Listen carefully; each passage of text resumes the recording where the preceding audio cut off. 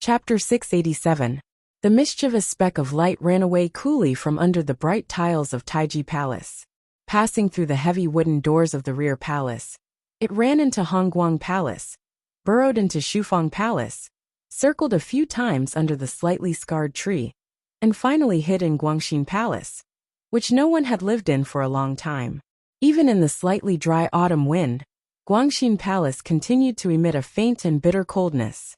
The white curtains in the palace had long become broken and brittle muslin. There were plum blossoms but no people. They only shone brilliantly. Even when they bloomed to the point of decay, they were still lonely.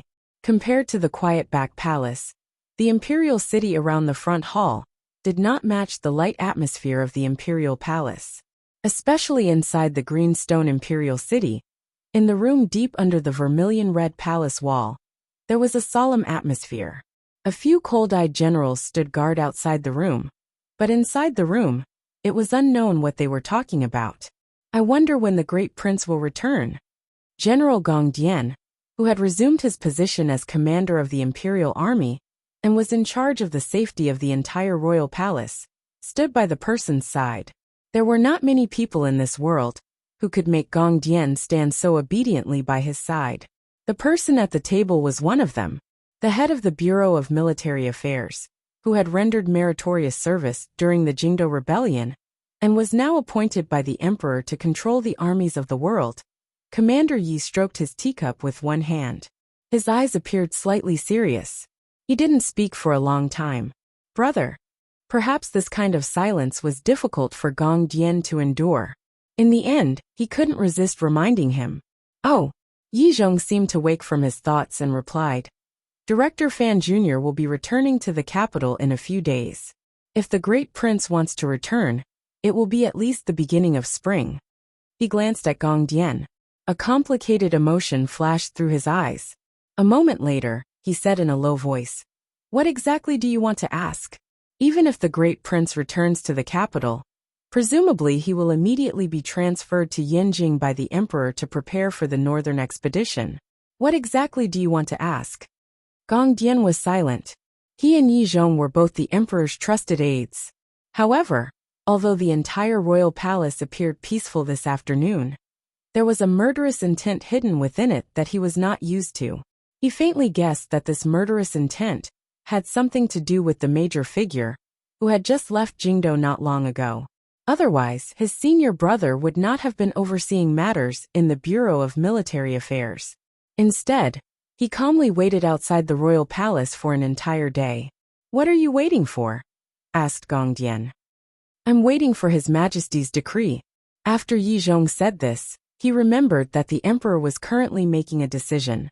A trace of anxiety and uneasiness appeared in his eyes. With Yi Chong's status and power, there were few things in the world that could make him feel this way. He closed his eyes slowly, not wanting Gong Dian to see this. However, Gong Dian had already seen it, and knew that he had guessed correctly. Inside and outside the royal palace, it appeared peaceful. In reality, undercurrents were surging. The defense level of the entire imperial army had been raised to its most tense state. Gong Dian had only accepted orders from the internal court. He didn't know what the emperor deep in the palace was guarding against. Immediately after, the imperial army received a seal from the Jingdo garrison. Only then did they know that Shi Fei had led 15,000 Jingdo garrison soldiers and spread out in a formation along the south side of Jingdo. It seemed to be a drill, but it also seemed like they were preparing for a major battle. The Bureau of Military Affairs also moved. The internal court also moved. In the streets and alleys of Jingdo, various factions began to prepare. To be able to move so much military power and arrange such a large formation within one day, it could only be the Qing emperor alone. In the present world, there was only one person who was worthy of the emperor's serious and careful treatment, and who had the power to make the emperor expend so much energy. Only that person could make Yi Zhong, the head of the Bureau of Military Affairs, unable to stop his uneasiness and anxiety as he waited for the emperor's final decree. All sorts of situations interweaved together. Gong Dian finally confirmed that the emperor was going to act against Director Chen. Why? Gong Dian's throat was a bit dry. He sat down by Yi Zhong's side. and raised his cup of cold tea to drink it in one gulp. However, it did not extinguish the burning fear in his heart. The imperial army protecting the palace, the movement of the garrison, and the Bureau of Military Affairs were, without question, arrangements aimed at the Overwatch Council in Jingdo. Regardless of whether it was the Emperor, Commander Yi Zhong, or Gong Dian, once they thought that the person they were going to deal with was Chen Pingping, none of them had complete confidence. Only these people at the very top of the Qing kingdom knew what kind of power Chen Pingping, the skinny old cripple, had in his hands. Although he was no longer the director of the Overwatch Council, he had been the king in the darkness of the land for decades. Once he was in a dangerous situation, who knew what kind of power he would explode with? What made Gong Dian feel the most terrified, uneasy, and even faintly angry at the emperor, was that he could not find any reason why the court wanted to deal with Director Chen. Was it just because his achievements shocked the emperor? This made no sense at all. If he had considered this, perhaps the emperor would have killed Chen Pingping 20 years ago. Did Chen Pingping have disloyalty? Everyone under heaven knew that Director Chen was the most loyal official at the emperor's side. If it weren't for him, the emperor would have died countless times back then. Why? This was the explanation Gong Dian needed to hear the most. He began to feel that the emperor was too muddle-headed. Regardless of what the people thought of the Overwatch Council or Chen Pingping, the Overwatch Council was the emperor's special agency. Chen Pingping had always been the emperor's loyal dog. For the emperor to risk the danger of court chaos to do such an unreasonable thing. If it wasn't muddle-headed, what was it? Yi Zhong sat by the little table and was silent for a long time without saying a word. Of course, he knew why Gong Dian had lost his composure. Even though he had countless soldiers in his hands, he knew that he was dealing with Chen Pingping and the entire Overwatch Council. In the depths of his heart, he still felt a tremor and fear. Chen Pingping's reputation was too great. The things in his head were not things that normal officials could understand. Decades of history had long proven that anyone who used crafty plots and schemes to deal with Chen Pingping, in the end, would not meet a good end. Xiao En at his peak was one of them. The rebellions of the eldest princess and the old Qin family became a joke under the combined efforts of Director Chen and the emperor. Yi Zhong took a deep breath. There was a hint of unswerving determination in the darkness of his square face. What you need to do is to protect the safety of the royal palace. What I need to do, without question, is to stabilize the Qing kingdom's army. As for those other things, naturally, someone will do it. You must act. Otherwise, the emperor would not have summoned you here today. Gong Dian glanced at his brother disciple with a face full of worry. He didn't feel good in his heart. Back then, Chen Pingping had been able to place a 20-year spy in the old Qin family.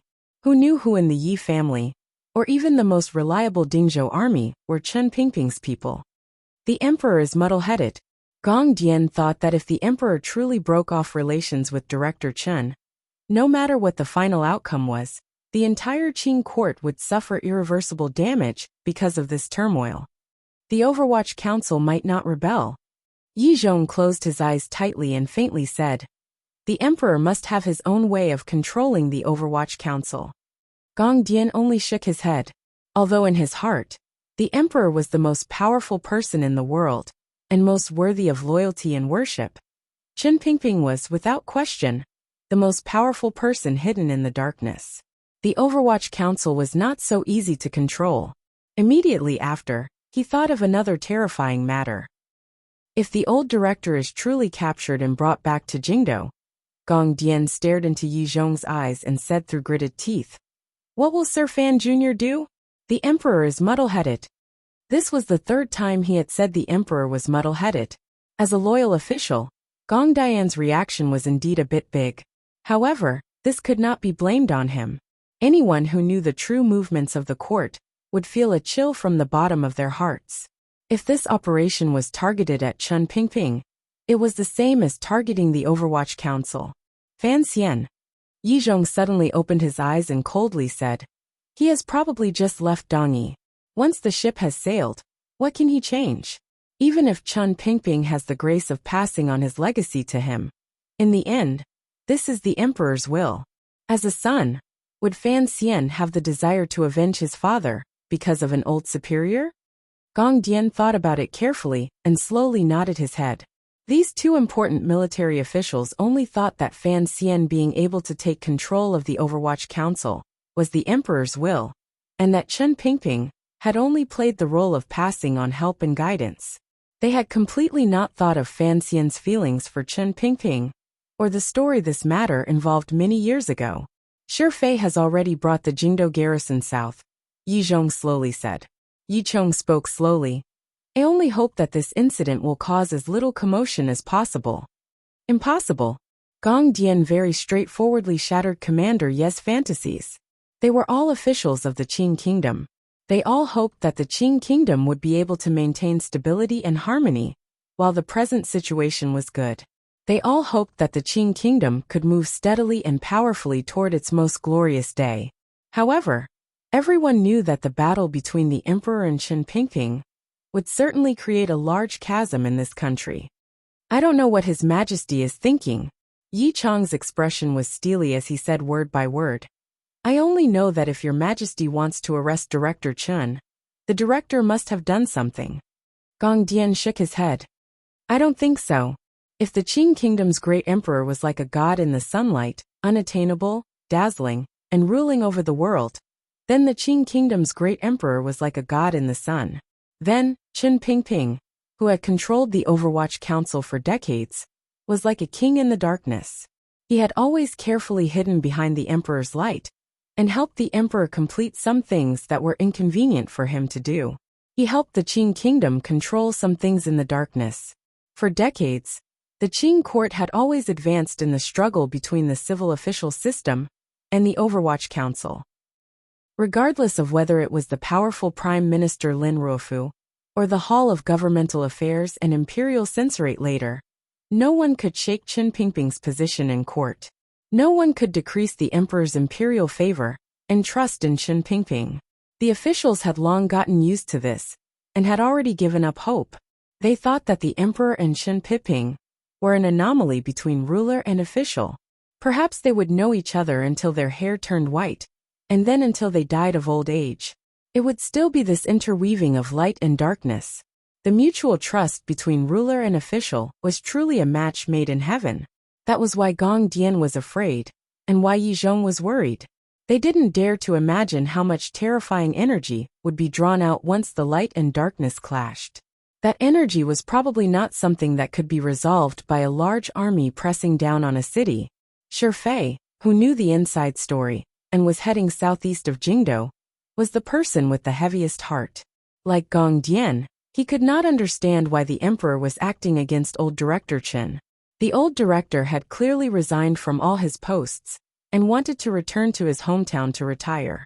Why was the emperor acting now? Most importantly, why was it him? Shi Fei thought of how he was going to face Chen Pingping. Even though he was flying in the warm autumn wind, he couldn't help but shiver. He would rather face the murderous barbarians of Shihu and Shanhu, who used troops like a god in northern Qi, than face the old cripple, who only had a few hundred people at his side, and a few dozen women. He led 4,000 elite soldiers, and had long arrived on a mountain not far from Dazhou. He waited nervously and helplessly for that moment to arrive. Fortunately, the emperor had never made the edict clear. He didn't need to send out troops now. He hoped he would never have to send out troops. He was waiting for the emperor to change his mind, so that he could protect his own life. From the moment General Shi Fei left the city to capture Director Chen and bring him back to the capital, he already had the self-awareness to exchange his life for it. He sat on his horse and gazed back in the direction of Jingdou. His eyes narrowed slightly. He secretly prayed that the emperor's final edict would never come. Eunuch Yao stood quietly in the royal study. His trembling words earlier were just his duty as a servant. Like all of the generals, officials, and servants in the Qing kingdom, he also didn't want to see the emperor and Director Chen fall out. After Hong Xiyang, Eunuch Yao, who had become the Qing court's leader, knew too much inside information. He also thought he knew why the emperor had suddenly developed such a powerful killing intent toward Director Chen. Thus, he only stood nervously and uneasily to the side, not daring to say anything. The emperor was still thinking. Earlier, a glimmer of bewilderment had involuntarily risen in his eyes. For him, whose heart was like the sky, this kind of bewilderment was an emotion that hadn't appeared in many years. Perhaps only Chen Pingping, who had accompanied him since he was a child, who had always been loyal to him, who had saved his life many times, opened mountains for the Qing kingdom, and made countless contributions, could cause him to sink into such emotions. A few thin files were placed on the table in front of him. One was the internal court's investigation into the third prince's strange assassination, deep in the palace, during the Jingdo Rebellion. Another was the secret investigation into the Hanging Temple matter, particularly the dispute between the true head of the 6th Bureau of the Overwatch Council, the Shadow, and Siga Jian in the manner of the master of the city in Dongyi this spring. The third was Fan Xian secretly sending the heavily injured Shadow to Jiangnan. The fourth was the strangeness of the Overwatch Council on the day of the attack on Fan Xian in the valley, as well as the process of when the 2 city-guarding crossbows were shipped out of the third workshop of the palace treasury. The fourth investigation file was the thickest, but the things recorded were also the most vague. The internal court in court had secretly investigated for a full 3 years. In front of the Overwatch Council, and under Chen Pingping's purposeful concealment, the Qing Emperor had only found a hint and no concrete evidence. This file talked about the fire in Huichun Hall in Jingdo, and the defection of someone in the third bureau of the Overwatch Council. The matter pointed straight to the inner palace, the crown prince, the eldest princess, and that stormy night. There was a fifth, sixth, the third prince, the second prince, Chengqian Yunrui. The emperor's face was slightly pale. He picked up a thin file and placed it to the side. Then he would say a name. He threw down 4 files and said 4 names. In the end, he picked up a few files. His fingers tightened slightly as he gently placed them to the side. With a sigh, he said, "This is NG." The emperor slowly raised his head. The confusion in his eyes had long disappeared. There was only a faint trace of sorrow and a self-mocking cold smile. "My most loyal official once tried to kill all of my sons. Perhaps it should be said that he forced me to kill my sons." His brows furrowed. "What surprises me the most is that this old dog didn't even let NG go. If NG's life had not been strong, he would probably have died to his hands long ago." The Qing Emperor slowly shook his head and took a deep breath. A cold light flashed through his eyes. Faintly he said, "Bring that old dog back. I want to ask him what exactly is going on." Eunuch Yao did not dare to say more. He bowed deeply and walked out of the royal study. His legs were about to give out because he understood the emperor's emotions better than anyone else. The emperor's last faint words were filled with too much unstoppable killing intent. As he was about to leave the royal study, the emperor suddenly said coldly, "Send a message to Yan Bingyan. Tell him I am watching him. Then send a message to Shifei. I want him alive." The emperor's expression remained cold. "If that old dog dies, he doesn't need to come back alive to see me."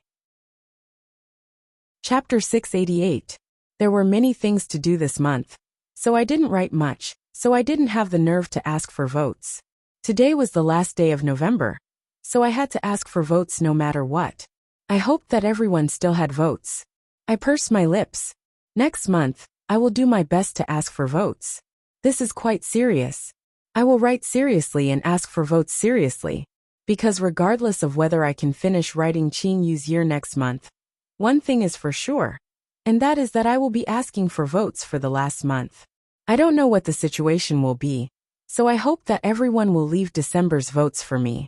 Of course, I also want today's votes. I like it very much. Chapter 689.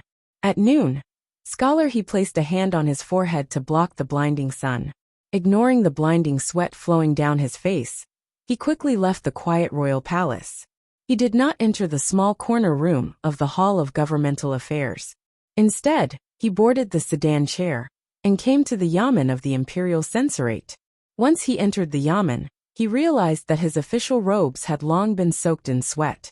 Dazed, he walked woodenly into the hall and sat alone for a long time before he came to his senses. Previously, His Majesty had summoned him to the imperial study. With just a few simple words, He Zhongwei knew that the secret plan he had set up had all fallen into His Majesty's eyes. His Majesty knew what he was investigating, but was too lazy to ask, too lazy to care, and only looked at him coldly. Thinking of this, Scholar He's entire body trembled with fear. After all, his investigation had been somewhat improper. Given the Emperor's intelligent eyes, since he already knew of this matter, how could he not see it? What surprised him was that the Emperor did not harshly reprimand him. He only tiredly gave a few instructions before chasing him out. He Zhongwei sank into deep thought in the cool Imperial Censorate Yamen. Why was the Emperor not angry? Had the Internal Court and Ministry of Justice actually found something in Dazhou? Was it that Tiger Guard Gouda or Wang Qinian, who was definitely not dead, who had given himself away? Dazhou was not far from Jingdou, but it took time to send information back and forth. He Zhongwei had no other way. He could only wait excitedly and nervously in Jingdou for the report. Until now, he still did not know that his search for Gouda and Dazhou was in line with the will of heaven. It would block the returning Director Chen outside the city. At the same time, it would give Chen Pingping an opportunity to act. This was also the Emperor's opportunity to act. Not only did He Zhongwei not know the inside story of what was happening in Dazhou, who the scholar of the Hall of Governmental Affairs, and the Qing officials of the 6 ministries and 3 temples, also did not guess that the Qing kingdom was in a state of turmoil. They only smelled something strange. No one connected this smell to the retired Director Chen. Even the most intelligent person would not think that problems would occur between the Emperor and Chen Pingping. Furthermore, the officials did not even think in this direction. Even the officials of the Overwatch Council had never doubted the old ancestors' loyalty to the Qing kingdom and the Emperor. Be loyal to the Emperor and do everything for the Qing kingdom. This was the education all the officials and secret agents of the Overwatch Council had received when they first entered the academy. During these decades, with Chen Pingping at the head, all of the black-clothed officials had worked endlessly for this goal, for the strength of the Qing kingdom, and for the Emperor's safety. Who would have thought that the Overwatch Council would become one of the Emperor's targets? It was precisely because no one had thought of this that there were people who were sensitive enough to probe in that direction. As the most powerful intelligence network and secret service organization in the world, many signs of the strange activity in Jingdou had fallen into the eyes of the officials of the Overwatch Council. In particular, the increase in the level of defense of the Imperial Army, the sudden movement of the Jingdou garrison, and even Scholar He's sudden entry into the palace and dejectedly leaving the palace had all fallen into different eyes. Through different channels, they were all sent back to the square black-gray building. Other than the 5th Bureau, where the Black Knights were, all of the leading figures of the 8 bureaus were in the black-gray building of the Overwatch Council. The sun had just moved to the west when the intelligence reports had been gathered to the 2nd Bureau. After being sorted out by different intelligence officials, they were then placed on the desk of the head of the 2nd Bureau. The head of the 2nd Bureau was a middle-aged man. He was one of the few old officials of the 8 bureaus who had stayed behind. Ever since Fan Xian became the commissioner of the Overwatch Council, and gradually began to take over the power of the Overwatch Council. In order to make his takeover smoother, Chen Pingping began to persuade the old officials of the 8 bureaus to leave. These old officials had single-handedly built this council with Director Chen, so they did not have any conflict with the son of the young lady of the Yi family. Thus, they left naturally and happily. Mu Tai took over the 1st Bureau. Fan Xian's brother disciple, who used poison, took over the 3rd Bureau. Yan Bingyan took over the 4th Bureau. The commander of the Black Knights had become the silver-masked Jing Ge. The bald head of the 7th Bureau had left a long time ago. The head of the 8th Bureau was someone Fan Xian had picked from the Qinian unit.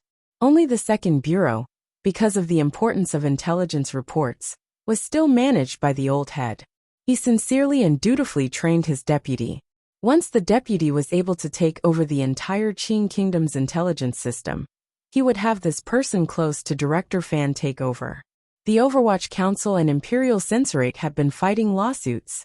Director Fan Jr. did not like Scholar He, so He Zhongwei had always been the focus of the Overwatch Council's secret surveillance. Although the Emperor had always been opposed to this kind of surveillance, the court could not keep an eye on the Overwatch Council using the power in their hands to do other things. The middle-aged head of the second bureau furrowed his brows as he looked at the file in his hand. He didn't know what the emperor had said to He Zongwei for his expression to become so ugly. As for the changes in the imperial army and the departure of the Jingdo garrison, they were also sensitive intelligence reports. The head of the second bureau furrowed his brows and thought for a long time. He still could not understand what power there was around Jingdo that the court needed to deal with so carefully. In particular, the Overwatch Council had not participated in this matter from the beginning. The palace had not even given a word. This was truly very different from before. He picked up the file on the table and coughed. He walked out the door and up the stairs to the quiet secret room. He knocked on the door twice and pushed it open to enter. A young official dressed in white, completely at odds with the sinister atmosphere of the Overwatch Council, was sitting behind the large table and looking intently at something. The head of the second bureau smiled slightly. He looked at Yin Bingyan and sighed in his heart. He then walked forward and placed the file in his hands on the table. The old director had already retired. Sir Fan Jr. had finally become the true director. It was clear that Sir Yin Jr. would not only manage the affairs of the Fourth Bureau, he would probably take over Fan Xian's position as the new commissioner of the Overwatch Council. During these years, Chen Pingping had been recuperating. Fan Xian also did not have the patience to manage the details. Thus, all of the Overwatch Council's affairs had always been shouldered by Yin Bingyan alone. Thus, when Yin Bingyan became the commissioner in charge of the council's miscellaneous matters, the officials of the Overwatch Council were all used to it and would not have any objections. For the old officials of the Overwatch Council, although Sir Fan Jr. was a startling talent, and because of the young lady of the Yi family and Director Chen's relationship, they were all loyal to Fan Xian and had great respect for him. However, there was always a distance to this respect. In comparison, Sir Yin Jr., who had grown up in the Overwatch Council and paid a great price for the council in northern Qi, was without question closer. Uncle Lu, what is it that requires you to personally deliver it? Yin Bingyan smiled warmly, completely without the frosty feeling he had in front of Fan Xian. Standing, he invited the head of the second bureau to sit. He then casually flipped open the files. The movements of the Imperial Army and Jingdo garrison only need to be reported to the Internal Court and Bureau of Military Affairs. It doesn't matter if we don't know about it. The head of the second bureau looked at Yin Bingyan worriedly. But this does not conform to convention. Such a major matter, there must be a purpose. However, the Overwatch Council still does not know what has happened. Yin Bingyan had already flipped through the intelligence reports. The curve of his lips remained steady. Smiling slightly, he said, "It has not been peaceful in Dongyi recently. There are many aces in those places. Furthermore, the Jianghu people are murderous. Perhaps the palace is worried that, like the Hanging Temple that year, a few more killers have snuck in. It is not a big deal for the Imperial Army to raise the level of defense. It is the Jingdo garrison." Yin Bingyan shook his head. In a moment, send a message to the Bureau of Military Affairs to ask. The Bureau of Military Affairs can ignore us. The head of the second bureau furrowed his brows and said. Furthermore, the problem now is that Shifei personally led the troops away. It must have been an edict from the palace. He suddenly thought of something. He remembered that Director Chen's carriages had not left Jingdo for long. Immediately, he smiled self-mockingly and shook his head. What is it? Yin Bingyan's gaze was deep as he glanced at him unintentionally. Nothing. The head of the second bureau shook his head and smiled. I'm really getting old. Sometimes it's easy for my mind to run wild. He would never have thought that the palace would act against the old director he respected the most. Thus, he unconsciously put an end to his earlier speculations. Just like Gong Dian and Yi Zhong's confusion, and General Shifei's unease and fear, no one could have thought of this. Yin Bingyan slowly lowered his head and said, "The council's surveillance of the military has never been a public matter. It is best not to send a message to the Bureau of Military Affairs. What is the usual method? We cannot interfere with the military. Usually, we draft up an intelligence report and send it to the palace for the emperor to look over. The head of the second bureau was silent for a moment and then said, "Of course, we have to react faster to unusual movements like today." "All right." Yan Bingyun's head remained lowered. "Immediately put this intelligence report into a report and send it through the secret tunnel to the royal study." "Yes." The head of the second bureau unconsciously acknowledged like a subordinate. He suddenly felt that Yan Bingyun's reaction was strange. He did not raise his head and appeared rude. He was now an official of the same rank as him. He had not truly taken up the position of commissioner yet. He shook his head again. He had watched Yan Bingyun grow up and knew he was not like this. He just thought there was something wrong with the Yan manner, so he didn't think more about it. Picking up the file, he left. The opportunity for the Overwatch Council to react at the first instant was lost just like that. In front of the Qing Kingdom's powerful state apparatus, if the Overwatch Council as a secret agency did not have any reaction, it might be the best reaction for this country, this court, or even this square black and gray building. The room returned to its unchanging silence for countless years. Yan Bingyun slowly raised his head. If there was someone beside him, they would certainly see the increasing struggle and pain in Sir Yan Jr.'s eyes. Yan Bingyun's hands were clenched tightly under the table and did not loosen for a long time. His thin lips were pressed together tightly, so tightly that there was almost no blood left. He slowly stood up and walked to the side of the window. Lifting the black curtain, he gazed out. With a glance, he saw a corner of the bright yellow royal palace glistening under the clear autumn sunlight. He thought of the first time he entered the Overwatch Council. The old man in the wheelchair had met him in this room. The black cloth on the window seemed to have never been taken down.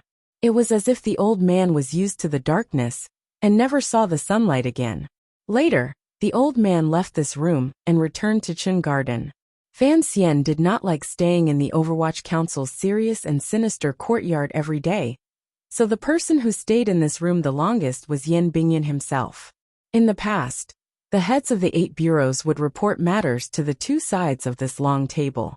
Now there was no one on either side of the long table. In the past, there would always be a wheelchair at the end of the long table. Behind the wheelchair was a patch of shadow.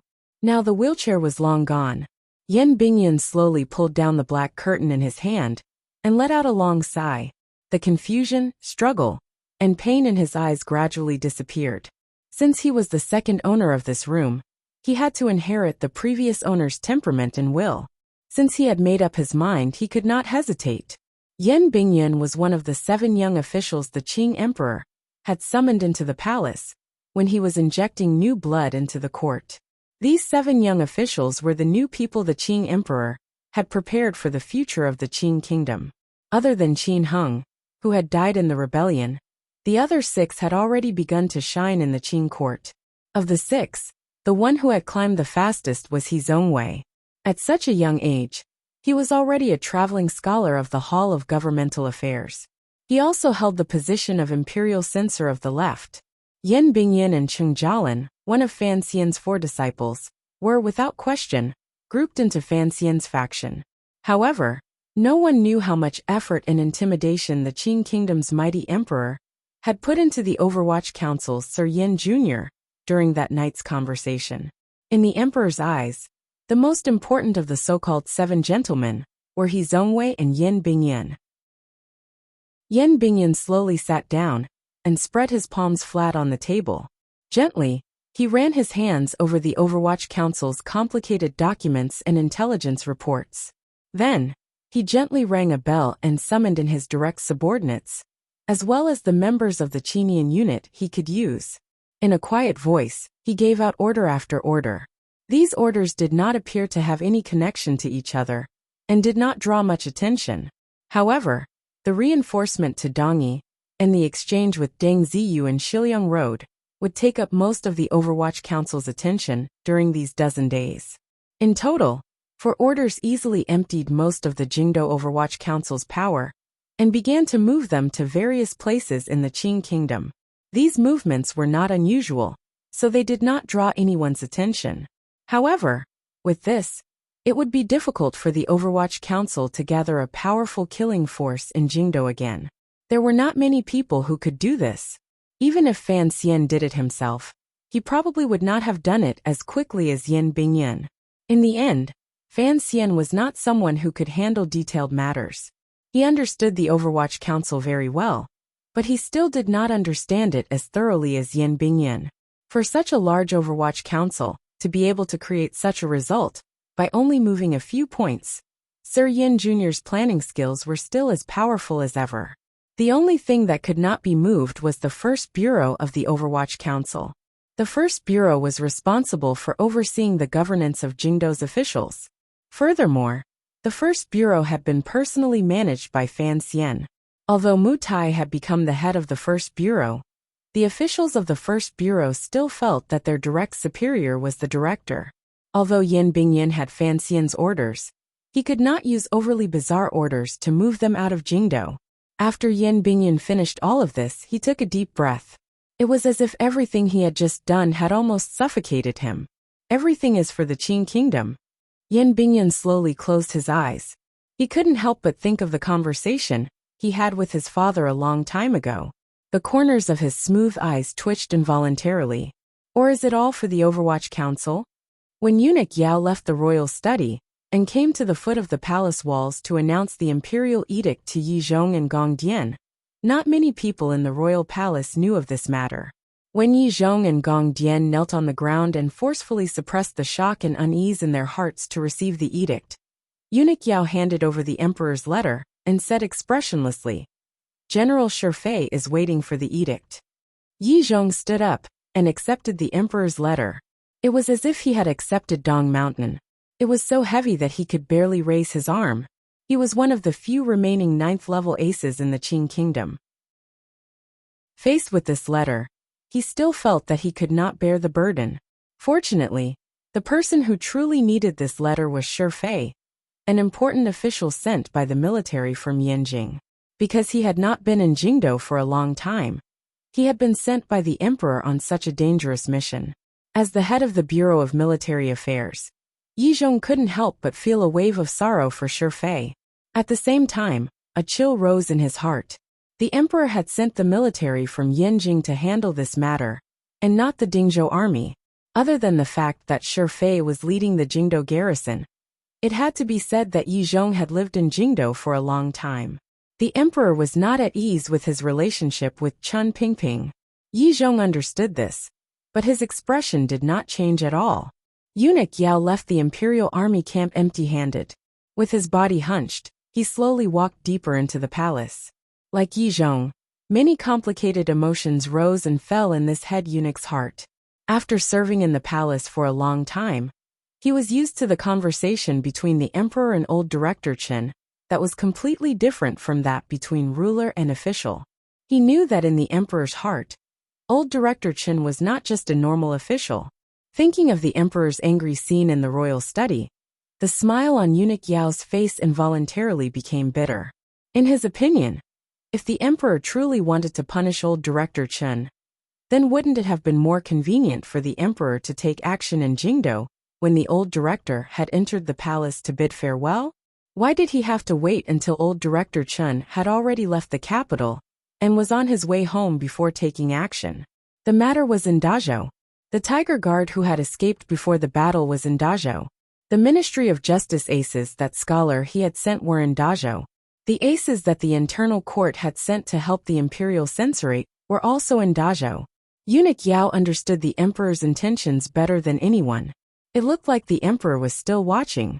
Eunuch Yao knew that if old director Chen truly wanted to escape, unless the emperor personally led troops to chase after him, no one would be able to stop that strange old creature. He walked to Taiji Palace and leaned against the side of a pillar, enjoying a rare moment of peace. The eunuchs and serving girls who passed him bowed respectfully and slightly fearfully, and then silently left. Eunuch Yao closed his eyes and enjoyed the early autumn afternoon sunlight. He sighed to himself and said to himself, "Old director, since you've left, don't come back.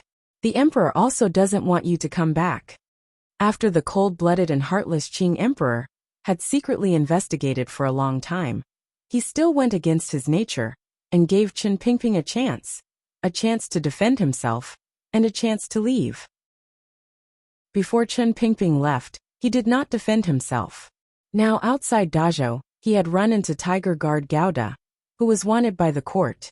It all depended on whether or not he was willing to leave. If Chen Pingping was willing to leave, perhaps this matter would be over. If he was not willing to leave, then he would have to return to Jingdou. This was not the Qing Emperor's affection for Chen Pingping. It was probably more of an interrogation, questioning, and quiet questioning of Chen Pingping's heart. The Qing Emperor and Chen Pingping had known and accompanied each other for decades. He could accept anyone betraying him, because a paranoid emperor never trusted anyone in the world. However, he could not accept Chen Pingping betraying him. He didn't even believe any of the truths he had discovered. When a person lived in this world, they were always afraid of being alone, particularly the person sitting on the throne. Perhaps the Qing Emperor himself did not realize that Chen Pingping, this seemingly lonely old cripple, was the only source of warmth in his cold heart that could prove he was a living person. Thus the emperor was angry and worried. Until the end, he still looked at himself and Chen Pingping's heart with a glimmer of uncertainty. Those closely involved could not see clearly. Perhaps the only person who could see all of this clearly was the head eunuch leaning against a pillar in Taiji Palace and basking in the sun. Eunuch Hong liked to bask in the sun. Eunuch Yao also liked to bask in the sun. Eunuch Ho, who had died to Fan Xian's hand, also liked to bask in the sun. It was probably because these abnormal people hid too many secrets in their hearts. Their eyes were more sinister than anyone else's, allowing them to know too much about the emperor's joys, anger, sorrow, and joy. However, they could not say it or think about it. Thus, they could only allow the sun to shine endlessly on their bodies, to prevent the secrets in their bodies from becoming moldy, and the icy emotions from frostbite them. Eunuch Yao closed his eyes and slowly breathed. He was not a powerful warrior like Hong Xiang. He also did not have the noble spirit to sacrifice himself for the Qing kingdom's unification of the world. He was just a cautious and careful person. All of his goals were to ensure that he could live on safely. Thus, other than fear, he had no other thoughts regarding the matter between the emperor and old director Qin. The sun is truly quite good today, Eunuch Dai said with a smile as he walked out from the side of the hall and leaned against him. Eunuch Yao smiled and glanced at his old companion. The two of them had entered the palace together. However, Eunuch Dai's days in the palace had not been as peaceful as his. Eunuch Dai had first been in Lady Shu's palace, and had been deeply favored by the emperor. The important matters of passing edicts to officials' manners were all given to him to do. Later he lost power in one day and did miserably in the palace. It was not until Sir Fan Jr.'s help and his outstanding performance during the palace rebellion that he once again made a name for himself in the palace. All of the eunuchs and serving girls in the palace were afraid of Eunuch Yao. After all, he was the head eunuch closest to the emperor. However, Eunuch Dai did not have the fear that most people had. After all, he was an old acquaintance. Furthermore, Eunuch Dai's power was not small. Behind him was Sir Fan Jr. Eunuch Yao did not reply. He only moved to the side and gave him half of the corridor pillar's position. Eunuch Dai glanced at him. He wanted to say something but then stopped. Instead, he sighed and said, "When we first entered the palace, we were lazy and sunbathing here. In the end, we were beaten 50 times by Eunuch Hong. Do you still remember?" Of course, Eunuch Yao remembered. Among the young eunuchs at the time, the young marquis had already died. He sighed. He knew what old Dai wanted to ask. Presumably, he had also sensed the strangeness in the royal palace today. However, this matter was too big. In the entire world, probably only 5 people knew about it. Furthermore, Eunuch Dai and Sir Fan Jr. had a good relationship, so this matter had to be hidden from him. Eunuch Yao smiled and narrowed his eyes as he glanced at the sun to his left. Of the companions of the past, in the end some died and some scattered. How many of them are like you and I who still remember the friendship of being beaten together? We are still alive. As long as we are alive, that is good. Eunuch Dai shook his head. Eunuch Yao suddenly raised his head and gazed toward the end of the long corridor. He saw a young eunuch slowly walking over with his back hunched. He narrowed his eyes and said, "Hong Zhu has been following you recently. How is he?" This child probably suffered a great shock 3 years ago. He's become more and more taciturn. Eunuch Dai clearly liked the clever and taciturn young eunuch. He sighed and said, back then he was also a popular person in the Eastern Palace. Who would have thought that he would end up like this? Back then he also served in the royal study. Being taciturn is also a good thing. Eunuch Yao said calmly. Back then, you also talked too much. Eunuch Dai smiled self-mockingly and didn't say anything more.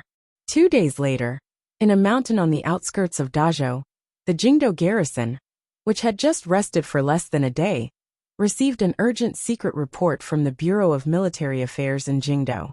Shifei accepted the secret letter and destroyed the wax at the mouth of the letter. He read the contents of the letter word by word. His pupils constricted slightly and then returned to normal. He was not silent for long before he handed the letter to the soldier beside him. Take this letter well. You are not allowed to show yourself tomorrow.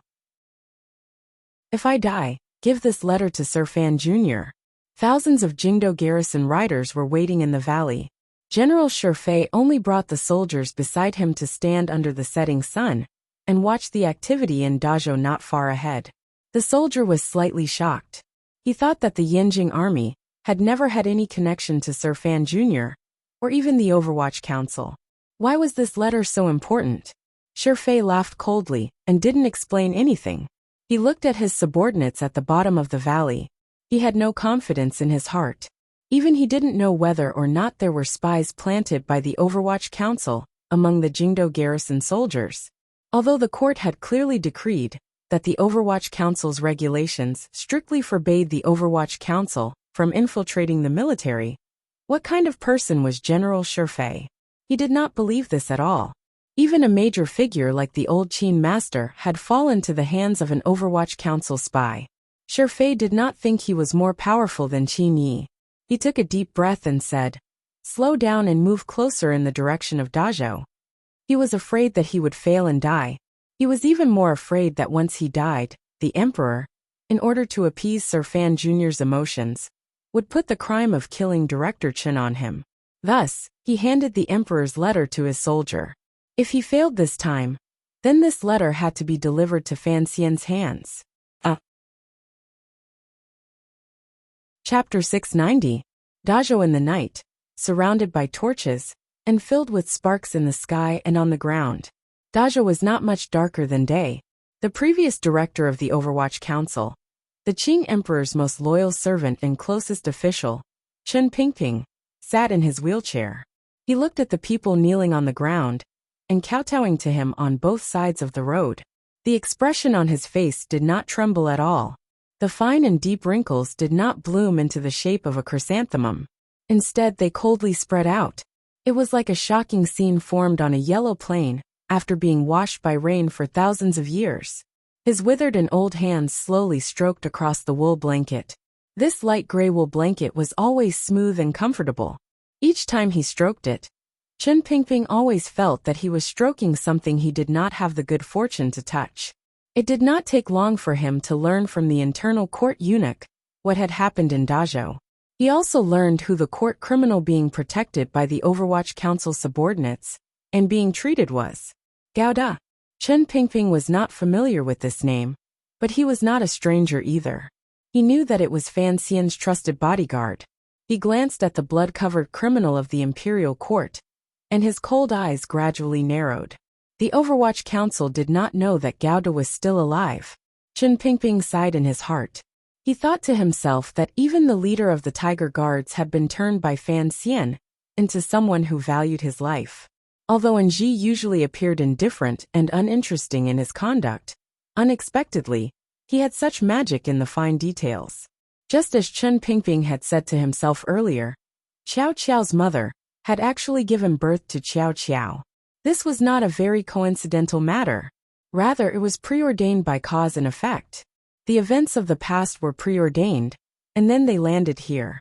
Just like how the convoy of 30 black carriages of the Overwatch Council was passing through Dazhou as normal. Outside Dazhou, they ran into the court's entourage searching for an imperial criminal. The criminal the court was searching for was one of Fan Xian's people. This was not a coincidence, nor was it a chance encounter. Perhaps there was something hidden behind all of this. Sir, he was actually able to find an escaped imperial criminal. How impressive, Chen Pingping said with a slight smile. Chen Pingping coughed twice and said with a smile. Behind him, the old servant who never left his side pushed his wheelchair towards the center of the crowd. As the wheelchair rolled on the official road, it made a heart-palpitating sound. The internal court eunuch He Chigon had a very high status in the palace. However, his personality was sinister, and he had never been liked by the nobles in the palace. So his status was not very important. However, having suffered in the imperial palace for decades, he naturally knew what kind of attitude he should display at this time. He led the 2 eunuchs and the aces from the Ministry of Justice's 13 yamens to disperse the encirclement. He was afraid that Director Chen would think that they were hostile. Ichigon knew what kind of terrifying figure old Director Chen was. He had never hoped that since they had met Director Chen today, if he gave the order, they would still be able to take the imperial court criminal away. Of course, from another perspective, he did not think that the old director, who had already retired, would go against the emperor's decree for such an insignificant court criminal. After all, the old director was the emperor's most loyal subordinate. However, he had overlooked 2 things. First, Chen Pingping knew that Gao De was Fan Xian's person. Fan Xian never liked other people coming to deal with his people, even if those so-called other people were people sent by the palace. Second, Chen Pingping was immersed in a complicated emotion. He looked at the unconscious court criminal Gao De on the ground and thought about things that bystanders could not understand. The Overwatch Council's treatment was very effective. Gao De finally slowly woke up from the pool of blood. He should not have been able to withstand such heavy injuries. However, in order to protect his wife and child, a few knife wounds had cut deep into his flesh. All of them had been forcefully received by his body and arms. As soon as he woke up, his eyes were pierced by the torches around him. Gao Da's dry lips moved slightly. He then saw the black wheelchair close to him, as well as the important figure in it. He hadn't seen old Director Chen many times, but he knew what kind of person he was, especially after seeing old Director Chen's slightly worried and complicated gaze. The mute woman saw that her husband had woken up and was overjoyed. Holding the child, she half knelt by his side and repeatedly nodded her thanks to the Overwatch Council officials around her. This commoner woman did not know how delicate the current situation was. She also did not know that whether or not to save him was actually just a prelude to the major events to come. It all depended on what Chen Pingping did. Gao Da's expression darkened. He knew that if Chen Pingping kept his life for Sir Fan Jr.'s sake, then He Zhongwei could use this matter to drag Fan Xian and even Chen Pingping down with him. His finger moved slightly. A ruthless light flashed through his eyes. He bent his finger and tapped it against his temple. He wanted to escape earlier, because he was alone with his wife and child. Even when faced with the powerful machinery of the Qing kingdom, he still wanted to stubbornly live on until the day he could no longer live on. However, he wanted to commit suicide now because he knew that if he lived, he would give Chen Pingping, or more accurately Sir Fan Jr., who Chen Pingping wanted to protect, a difficult problem. Thus, he chose to commit suicide. Chen Pingping watched him take action, and did not have any reaction. There was only a glimmer of admiration flashing through his eyes, as well as a knowing smile flashing across his face. With a slap, the Overwatch Council official who had been standing guard by Gao Da's side the entire time easily stopped Gao Da's thought of committing suicide. He gazed at Gao Da and coldly said, "It's not easy to live for another 3 years. You already have a wife and child. Why are you in such a hurry to die?" This voice was very familiar. Gao Da's heart jumped slightly. With great difficulty, he turned his head to look. He did not expect to see a completely unfamiliar face. However, the Overwatch Council official returned to his original tone of voice. Adding to the familiar teasing light in his eyes, Gao Da immediately knew the other party's identity. Gao Da's dry lips moved slightly, but he could not speak. He looked at the Overwatch Council official like he was looking at a ghost. After a long time he said in a low voice, crying and laughing, "So you are also alive." The Overwatch Council official smiled slightly and tightened the strips of cloth on his body. Patting his hand, he said, "Who doesn't want to live? With the director here, your life and death is not up to you to decide." Chen Pingping leaned tiredly against the black wheelchair. The Chen garden women on both sides of the carriages had dispersed into the woods to relieve themselves. Fortunately, the shameful voices did not come over. However, the teasing voices gradually grew louder. The old man narrowed his eyes and looked at Gouda. "You are not Gouda." Gouda's heart jumped. He looked at Director Chen with confusion. Chen Pingping slowly said, "You are only a minor figure. Your life and death is not a major matter, so it is best if you are alive." After these words were said, not only Gouda and the Overwatch Council official beside him, but even the Ministry of Justice aces scattered around, as well as He Qigong and the other 3 internal court eunuchs, sensed something strange. Tiger Guard Gouda, who had escaped in the face of battle, was a court criminal. That scholar he had been secretly searching for a long time. In the eyes of the Overwatch Council, or more accurately in Chen Pingping's eyes, he was just an unremarkable minor figure. He Qigong silently took 2 steps back. The Dazhou Zhizhou nervously moved over with small steps and bowed solemnly to Chen Pingping. He then invited the old director into the city to rest. The Overwatch Council was a secret service organization. It was the organization that all officials feared and hated the most. It was also the organization they wanted to establish a relationship with the most. From Chen Pingping to Fan Xian, these 2 people were powerful people who did not need to build relationships in court. Thus, the civil officials of the Qing Kingdom never found any opportunities. Without question, this was a great opportunity for the Dazhou Zhizhou to curry favor with old Director Chen and continue to curry favor with the Duke. As an official, he did not want to pass up this opportunity no matter what. As for the court criminal, that was the business of the internal court and Ministry of Justice officials. It had nothing to do with him. Chen Pingping paid no attention to this official. He only looked coldly at Gouda, thinking about his own matters. Just as he said earlier, Chen Pingping did not think that Gouda's sudden appearance was a coincidence. He Zhongwei's secret investigation of Gouda and Wang Qinian could perhaps be hidden from the Overwatch Council, but it could not be hidden from the Emperor. Why did the Emperor choose to have this matter explode on his way back? It was for a reason, an excuse, and an inquiry. The Emperor was far away in Jingdou, separated by thousands of li, and was questioning Chen Pingping. He was using the matter of the court criminal's life to question Chen Pingping. Were you my black dog, or a powerful official with your own will? Powerful officials never had good endings. Even someone like Lin Ruofu, who had seen the opportunity and retreated cleanly and completely hid in Wuzhou to be a farmer, still had to be afraid at all times that the Emperor would be unhappy one day. Chen Pingping was not a normal official. He did not need to worry about these things. He knew the Emperor only wanted to ask him a question, and then see his attitude toward the Emperor. Chen Pingping suddenly smiled. His smile was slightly strange. Under the blowing of the night wind and the illumination of the torches, it was like the endlessly blooming golden chrysanthemums under the hanging temple, unafraid of the cold wind, and ignoring the mundane world as they bloomed in full bloom.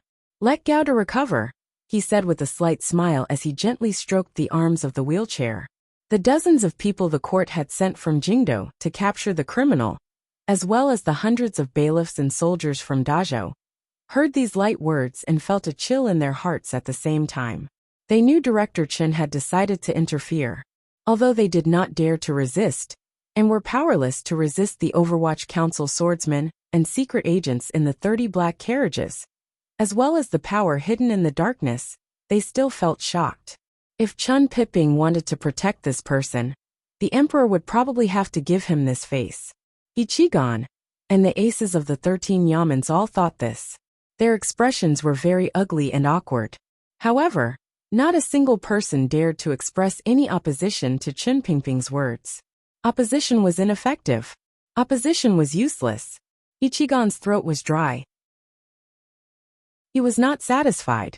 He had been sent by the internal court to Scholar He's side and wandered through Qing Kingdom's Chaojun for a year. He was about to capture Gouda, but in an instant, He Qigong thought helplessly that even if he failed this mission, after he returned to the capital, As long as he told the main official, and the head eunuch, that it was Director Chen who had interfered. What did it have to do with him? The sweet and witty Chen Garden beauties finally returned. They opened their eyes wide, and looked curiously at the people surrounded by torches. They didn't know what had happened. They didn't know what their master was saying or thinking, but they were not worried.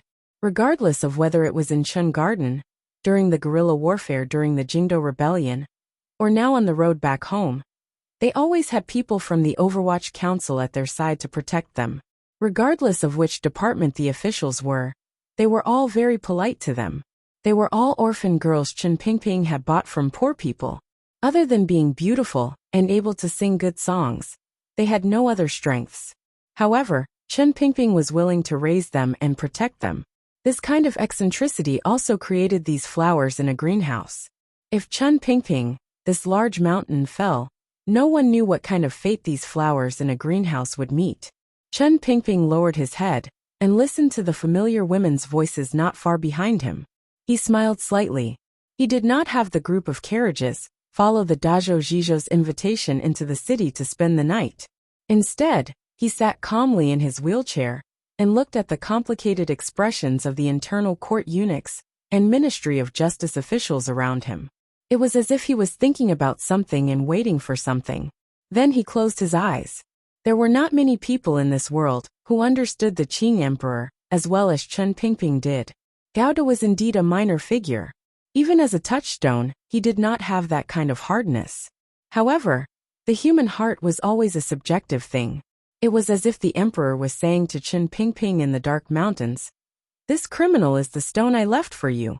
There were many choices placed in front of Chen Pingping. He could save Gao Da and then leisurely return home, although he knew that some people would immediately come before him. Just as Yi Zhong and eunuch Yao thought, in the mountains of the Qing kingdom, who could stop Chen Pingping?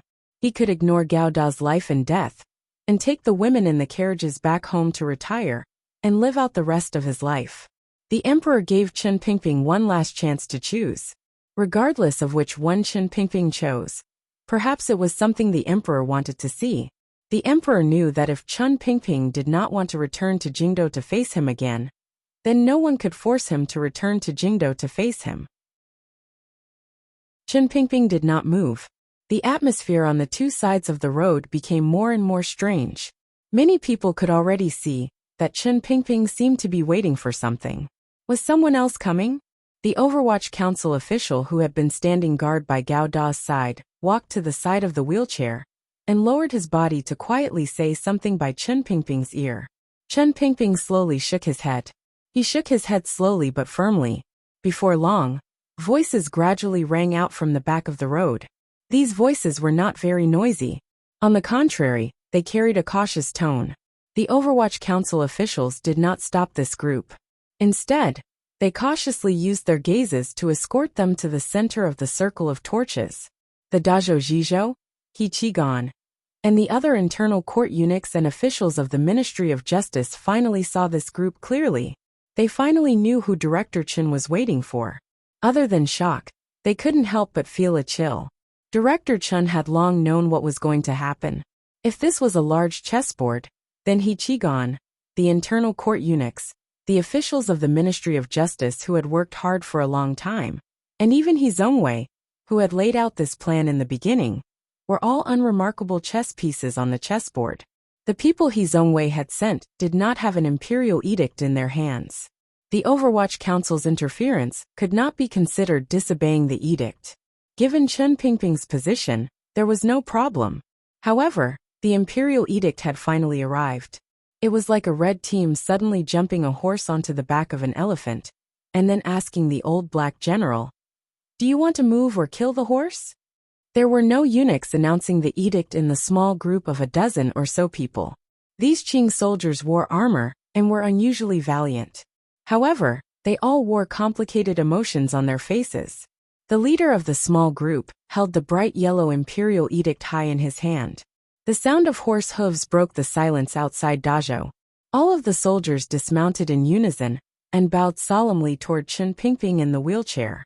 The leader of the small group holding the imperial edict began to read the emperor's edict in a trembling voice.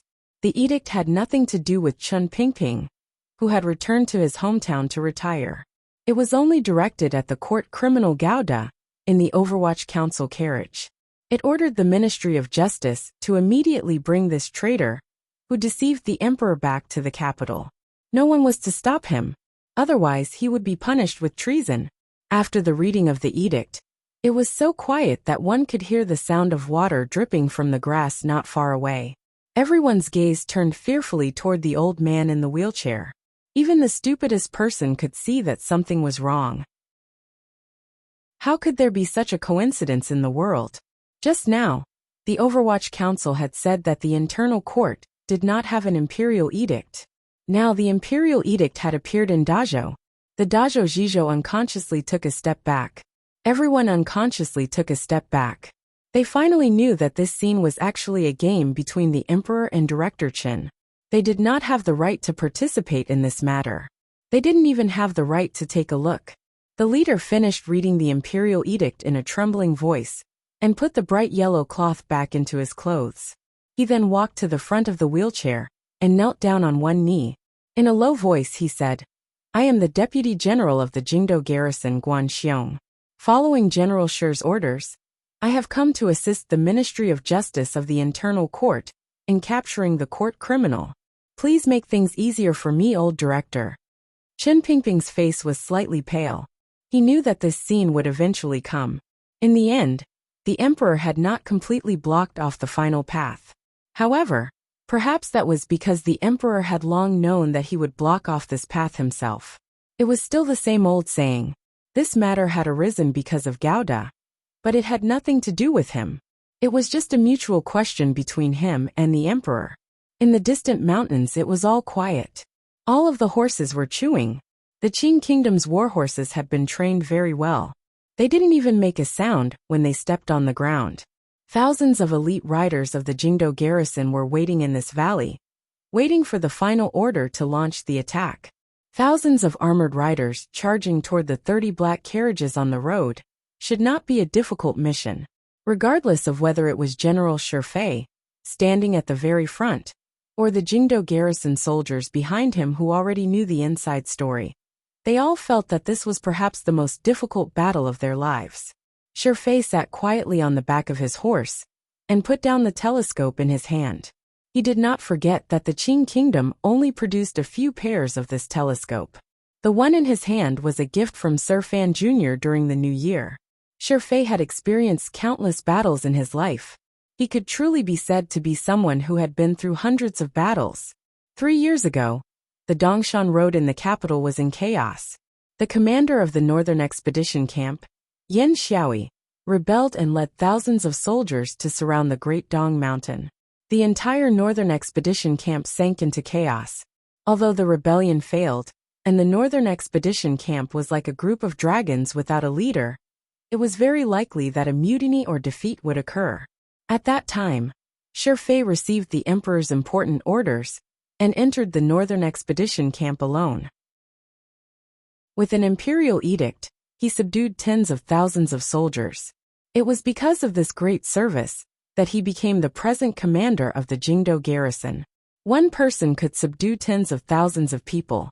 Now thousands of people were going to deal with an old man in a wheelchair who could not move easily. Shi was still very nervous. The group announcing the edict had already left. Shi prayed in his heart that Director Chen would retreat in front of the imperial edict. For some reason, he knew that Chen Pingping would not retreat, not even by a single step.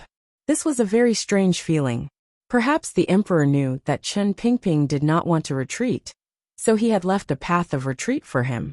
He didn't know what had happened between the emperor and Director Chen, but he knew that it must have been deeply entangled between the two of them. Even though Director Chen was about to retire, it forced the two of them to choose to fight face to face. The road illuminated by the torches seemed to sink into a kind of silence. Then, Chen Pingping seemed to slowly shake his head again. Shi took a deep breath. The cold wind in the valley entered his lungs and made him feel a bit cold. He slowly pulled down the mask on his face and said in a heavy voice, "Get ready." Thousands of armored soldiers began to prepare to surround the former director of the Overwatch Council, Chen Pingping. The emperor wants me to go back and ask me some things. Chen Pingping sat in the wheelchair and said with a smile, "This is something I have long thought of, but I didn't expect that he would wait until now to ask about it. I also didn't expect that after asking about it, so many things would happen." He shook his head and sighed. The emperor still doesn't understand me well enough. The Overwatch Council official suddenly knelt down by his side and gritted his teeth. "You must follow the edict." "No, I've been following edicts my entire life. Now that I'm going to die, what more should I follow?" Chen Pingping smiled. "The emperor wants to ask me some things. How could I not want to ask him some things face to face?" Then his face became cold, and his gaze became icy. Looking at the hundreds of people illuminated by the torches, he said in an icy voice, "In one's life, there are always some questions that have been lingering in one's mind for a long time that must be asked." With these words, the sound of hooves thundered outside Dazhou. The shadows of armor reflected the moon. In an instant, it suppressed the light of the torches. A patch of dust rose in the dark night behind the road. In just a few breaths, it had come near the line of carriages. Thousands of armored soldiers spread out silently and fiercely. Everyone's faces turned deathly pale as they stared blankly at this scene. As for the delicate women in the caravan, they couldn't help but scream in fright when they saw this scene. Chen Pingping's expression did not change as he sat in his wheelchair. However, a mocking smile rose to the corners of his lips. He didn't speak. None of the Overwatch Council subordinates acted. They only gripped the handles of the metal rods tightly. Their fingers curled around the rings of the crossbows as they stared nervously at the riders charging toward them from the fields on either side of the road. What was different from normal battles was that the thousands of riders did not use this momentum to charge directly into the carriages and begin a slaughter. Instead, they willingly gave up the advantage of the riders' momentum and slowed down at the last moment. They only formed into 3 sharp points and surrounded the 30 carriages. Thousands of armored cavalrymen marched on the black official road, under the red torches, and under the silver moon, forming a terrifying scene. It was a murderous scene. The old servant pushed his wheelchair and slowly turned around. Chen Pingping rested his chin on the armrest and looked at the general hidden from head to toe in armor in the fields beside the road. Smiling slightly, he said, "You want to capture me with just 3,600 people? General Shi, are you looking down on me too much?" Riding on his horse, Shifei struggled in his heart. He didn't give his subordinates an immediate order to charge, because he hoped the situation could still take a turn for the better. He was not willing to completely fall out with the Overwatch Council like this. He didn't know what Chen Pingping had up his sleeves and didn't care about them. He had to consider what kind of wretched fate awaited him in the future if he was loyal to the Emperor and became a mortal enemy of the Overwatch Council. He was afraid of Chen Pingping and Fan Xian, but he was even more afraid of the Emperor. That was why he had come today, but still hadn't taken action. Hearing Director Chen's words, his body on the horse trembled slightly. In a raspy and pained voice he said, "Director, if you resist the edict and take in an imperial criminal, I will have no choice but to." Before he could finish, Chen Pingping had already frowned and smiled. As expected, it's always a problem of officials disobeying the imperial edict, and not a problem of the monarch sending troops to ambush an old official who has returned home. He sighed and said, "Our Majesty, even at such a time, has not forgotten to maintain his grand and righteous image. Naturally, a shady character like me naturally has to play my role well." Out of the 30 carriages, other than the carriages carrying luggage and women, the Overwatch Council escorts totaled less than 100 people. However, it was these 100 Overwatch Council officials who faced the Jingdo garrison's 3,000 riders that did not show any signs of retreat. Their expressions were as cold as always. Shifei watched this scene quietly and sighed in his heart. The Overwatch Council only had eyes for Director Chen. Where was the Emperor? Faced with the Emperor's edict, these Overwatch Council officials only knew to protect the Director's safety. They didn't even need to think about it. No wonder the Emperor was so afraid of this matter. Shadows swayed faintly in the woods on either side of the road. No one knew how many assassins of the 6th Bureau of the Overwatch Council were inside. Shifei suddenly felt a glimmer of coldness. Chen Pingping closed his eyes and leaned against the wheelchair. It was as if he was about to fall asleep in the night wind. Regarding the matter of naming the children, thank you for everyone's trust. Many readers have made similar requests, but I have never dared to accept them because I know my standards are very poor. Thinking of Pingping, Suasua Dien Dien, Duo Duo Cici Ruoro Dodo. Does anyone still dare to let me name them? I scratched my head. In the past, I had given a few names to my friends' children, such as Yuan and Yusu. Other than the latter, the first few were all cursed, particularly after the children grew up. Chapter 691. Shifei stared in a daze at the old man in the wheelchair. After a moment of silence, he slowly pulled up the visor on his face, revealing a determined and cold face. He was, after all, an important official in the Qing military. Ever since he had taken over as commander of the Jingdo garrison, he knew that his life was no longer just bitterly holding on under Shang Shanhu's pressure on the North Road. He had to actively or passively choose something. Before the emperor's imperial edict, he had no choice. He could only come to Dazhou and surround Chen Pingping's group of carriages returning home. Since he had already been surrounded and had already taken action, there was no possibility of stopping. The war horses were in the fields, gently and uneasily stepping on the early autumn plants. They were ready to charge at any moment. Shifei slowly raised his right hand. The 3,000 armored riders in the fields began to slowly change their formation and press closer toward the carriages on the road. It startled the women in the carriages into another soft cry. Ho! A clear and sharp whistle rang out from the black carriages. No one knew which Overwatch Council official in charge of Chen Pingping was the first to give the order under the threat of the Qing riders. Ho! Ho! After the 12 shouts, countless black crossbows stretched out from the carriages. Countless strong bows were hidden under the shafts, behind the horses, and beside the carriages. At the same time, countless Overwatch Council assassins began to completely hide their traces in the dark mountain forests. After the first cry rang out on both sides of the road, countless clear and cold whistles rang out from the carriages made up of 30 black carriages. Immediately following it was a series of closely packed sounds of springs and the clashing of metal. There was the wretched sound of bowstrings snapping, the muffled sound of crossbows tightening, and the grinding sound of metal rods being unsheathed. Countless heart-palpitating sounds quickly spread out in the long line of carriages in the shape of a wave, in accordance with an extremely well-practiced and tacit order. The tips of the crossbows all shone with a frightening blue light. The poison abilities of the Third Bureau of the Overwatch Council were, without question, the most powerful in the world. Shifei, who had just slowly lowered his right arm, looked at this scene. His pupils rapidly constricted. He knew how terrifying the Overwatch Council was, but he had not thought that there would be so many crossbowmen hidden in a mere 30 black carriages, as well as those travelers in the night. Shifei knew this was an order from the Overwatch Council. Once the word "ho" ended and someone gave the order, the poisoned arrows would shoot viciously toward the 3,000 riders under him. Even if the main cavalry could break through the Overwatch Council's defensive ring of carriages, how many people would die?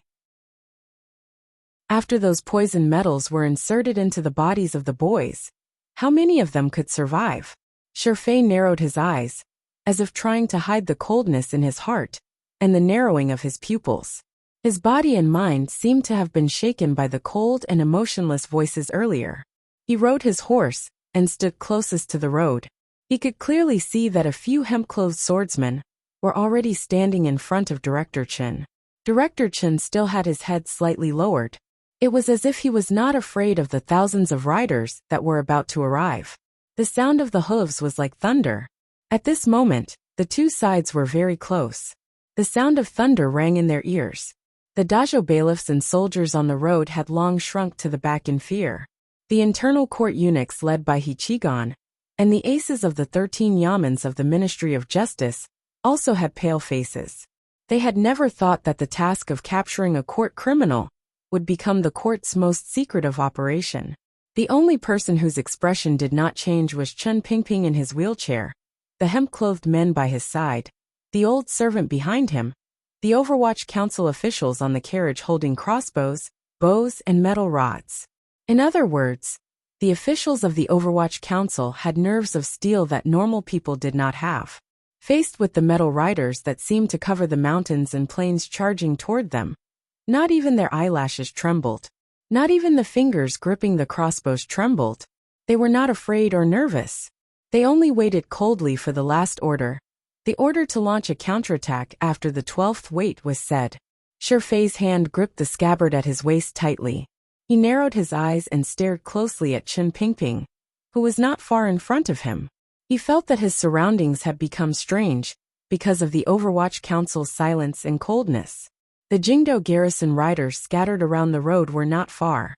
Why did it seem like they had charged for a long time and still had not charged over? This feeling was too strange. Shurfei blinked and found that his eyes were a bit sore. His nervousness gave him the illusion that his right arm had just sunk in while the riders were just beginning to pick up speed. Shurfei rode alone at the very front. He didn't know when the Overwatch Council people would begin to attack him. Even if the Jingdo garrison riders could actually break through the line of defense formed by these cold Overwatch Council officials, he still did not feel any joy. He did not want to see this scene happen, because he had no control over what might happen after this charge, such as the knife that could stretch out from behind him at any moment. Chen Pingping waved his hand at Shurfei from his wheelchair. He did not look like an old man being chased and attacked. Instead, he looked like an elder who had something to tell him.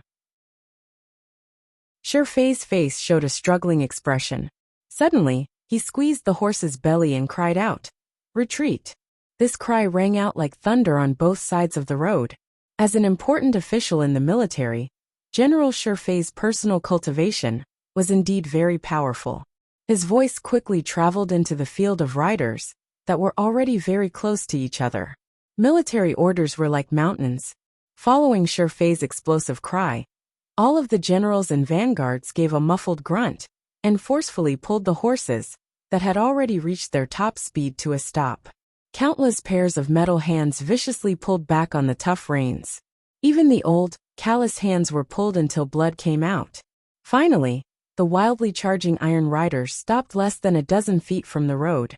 However, there were still a dozen riders who were unable to steady themselves. The horses gave two muffled grunts.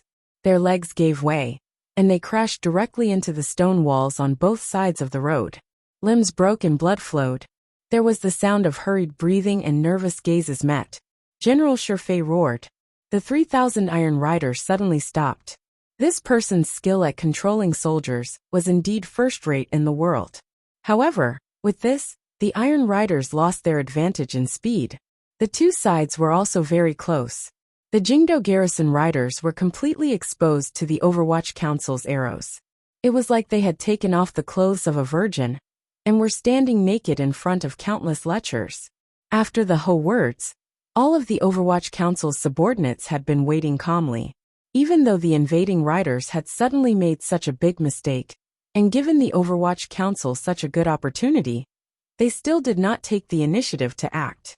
Instead, they only watched coldly at the densely packed riders. Shurfei breathed heavily a few times. The armor on his chest rose and fell slightly. There was no cold sweat on his body. Since he had chosen to take the risk, he would not regret his choice. A moment later, he coldly urged his horse forward. Under the watchful gazes of the Overwatch Council officials and the aim of the dark arrows, he opened up a path and trotted toward Chen Pingping. The horse stopped not far in front of the wheelchair. Shurfei maintained his respect and dismounted. The weight of the armor on his body made his footsteps appear heavy. In the quiet night, they made a muffled humming sound. Chen Pingping looked at this brave general and smiled slightly. Revealing an expression of admiration, he said, "With outstanding young people like you in the future of the Qing Kingdom, there should not be any problems. Since it is so, I do not want to kill you." Shurfei was silent for a long time. He then knelt on one knee in front of Chen Pingping's wheelchair. Taking off the helmet and holding it to his chest, he said, "I beg the old director to follow the edict." "Follow which edict?" Chen Pingping looked at him calmly and admired his decisiveness from the bottom of his heart. Earlier, Lao Wang had also told him to follow the edict. However, he smiled slightly and said, I am taking Gouda with me. As for following the edict, you know that the emperor has never thought I would follow the edict. If you advise me to follow the edict now, I'm afraid that the emperor will not be happy if he finds out. Shifei did not reply to this question. Standing up, he said, the garrison is the Qing Kingdom's garrison, and the Overwatch Council is the Qing Kingdom's Overwatch Council. I don't want either side to suffer any losses. Chen Pingping glanced at him with slight mockery and said, 3,640 elite riders of the Jingdo garrison have pursued you for thousands of li. Do you think it is as simple as following the edict or not? Of course, this matter was not as simple as obeying or not obeying the edict. Shifei was only expressing his attitude in front of the Overwatch Council and Dajo officials. After hearing the number 3,640, his heart couldn't help but grow cold. He knew that the fear he had hidden in the depths of his heart was real. If he had not taken the risk to stop the charge of the riders earlier, perhaps the first person to fall right now would have been him. There were people from the old director in the Jingdo garrison. This was what Shifei was most afraid of. The emperor has given a strict edict that the criminal Gouda must be brought back to the capital. Shifei took a deep breath and swallowed away all of his unease. Looking at Chen Pingping, he coldly said, even if you want to defy the edict, I must still bring him back. I will follow you back to the capital, Chen Pingping slowly said as he closed his eyes. Shifei was shocked. Standing in front of Chen Pingping, he didn't know what to say. The helmet in his arms felt very heavy. At the same time, the Overwatch Council official by Chen Pingping's side also paled in shock. Even the most powerful hemp-clothed swordsman of the 6th Bureau, by his side, revealed shocked expressions. Director, you cannot return to the capital. The Overwatch Council official, who called himself the deputy head of the 2nd Bureau, suddenly said angrily. Chen Pingping slowly opened his eyes. He knew that only the old servant behind him would not be surprised by this decision. He smiled slightly at Shifei and said, why didn't you charge over earlier? Presumably, you know that it is impossible for you to control everything here, with just 3,000 riders. In reality, the only one who can control all of this is me. If I want to go with you, you can only take me with you. The face of the Overwatch Council official beside him suddenly froze. It was like his face had been smeared with a strange layer of makeup. However, there was a glimmer of terror and unease in this stiffness. Chen Pingping ignored the shock displayed by his loyal subordinates. He only looked coldly at Shifei and said, since the situation is under my control, I should be the one to decide what to do. Shifei looked at him in a daze. His fingers unconsciously gripped the air hole in his helmet tightly. In a raspy voice he said, if the director follows me back to the capital, please give your orders. Asking the director to follow the edict was a lie. Of course, Shifei knew that the emperor's intention was to capture old Director Chen alive and bring him back to the capital. However, this was originally an impossible task. Yet right now, it seemed that it was about to become real. I brought 30 carriages worth of luggage and women. Chen Pingping looked at Shifei with a slight smile. I know what the emperor's edict is, so you don't need to hide anything from me. What I want you to do now is to pretend you never saw these luggage and women. Shifei's breathing became heavy. A glimmer of blood rose to his eyes. You know the emperor's edict? Chen Pingping smiled warmly. I know better than anyone what kind of person the emperor is. If I don't completely destroy what I care about, how could he be happy? The gaze of the old man in the wheelchair was very deep. Slowly he said, my life should have ended a long time ago, but those luggage would not be damaged. Those women are as youthful as flowers. He sighed and said, if I didn't have to send them out of Jingdo, why would I have to leave Jingdo and accompany the emperor in such a big circle? Shifei's throat was very dry. He stared at Chen Pingping in a daze.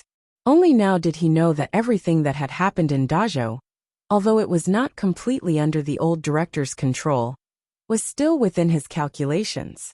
He had long known that the emperor would send him after him. He also knew how cold and heartless the emperor's edict was. Other than Chen Pingping, no one there would be left alive. However, Chen Pingping had used this to gather everyone he wanted to protect in one spot in Dajo.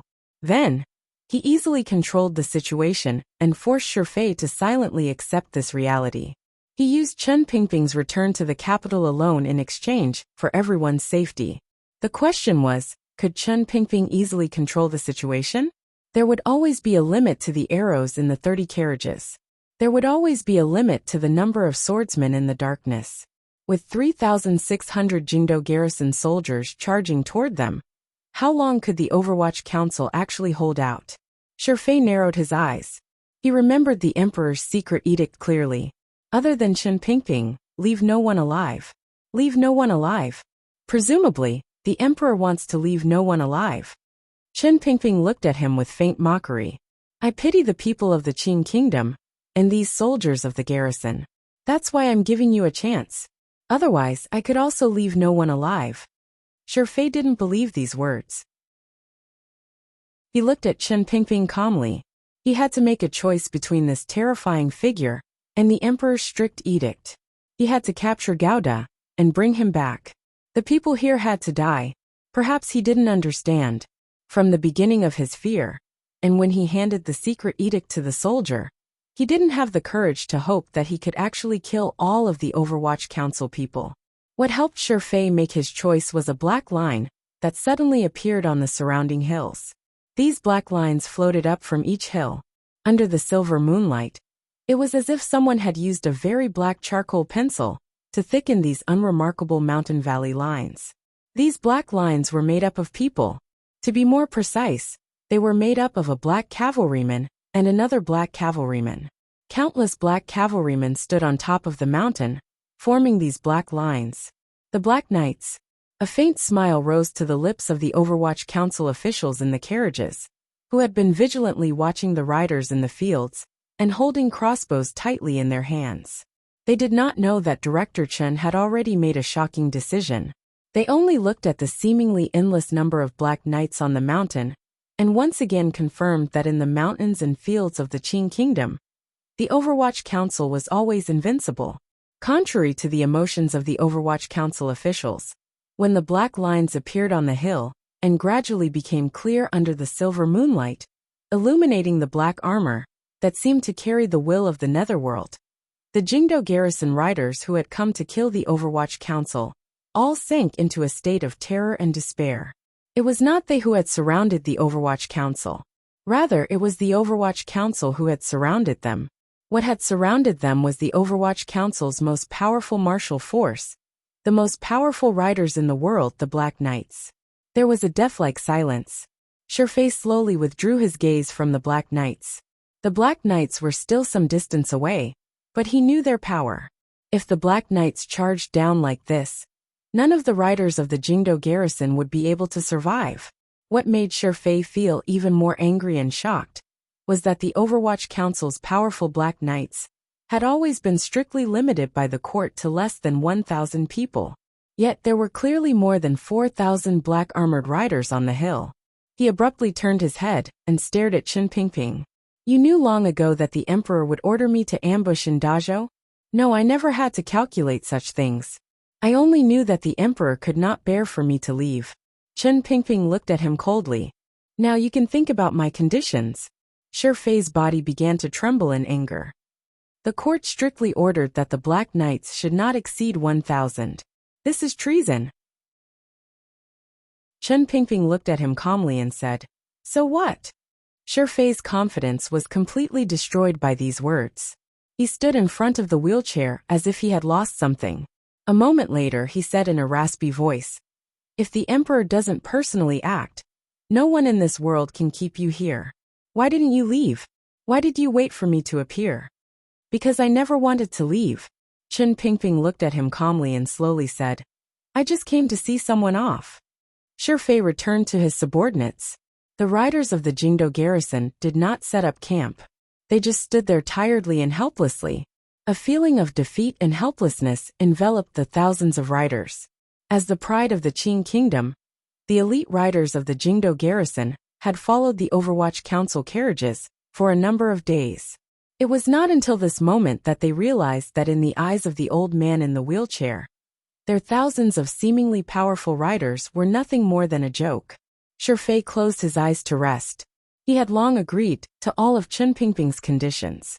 In such a situation, he had no choice but to agree. However, he still did not understand why someone as meticulous as Director Chen, who had clearly arranged for the Black Knights to come and receive him, would be willing to follow the Jingdo garrison back to the capital. All of His Majesty's thoughts had fallen into Director Chen's speculations and plans. Shifei closed his eyes. His respect for Director Chen had reached another level. He knew that the only person who could control everything in the training hall was indeed Director Chen. And it would never be him. There was already a large empty space in front of the black carriages. Dozens of Overwatch Council officials were kneeling in front of the black wheelchair and furiously kowtowing, begging the old man in the wheelchair not to follow the Jingdo garrison back to the capital. At this moment, all of the Overwatch Council officials knew exactly what the Emperor was thinking. If Director Chen truly returned to Jingdo, there would be no way out.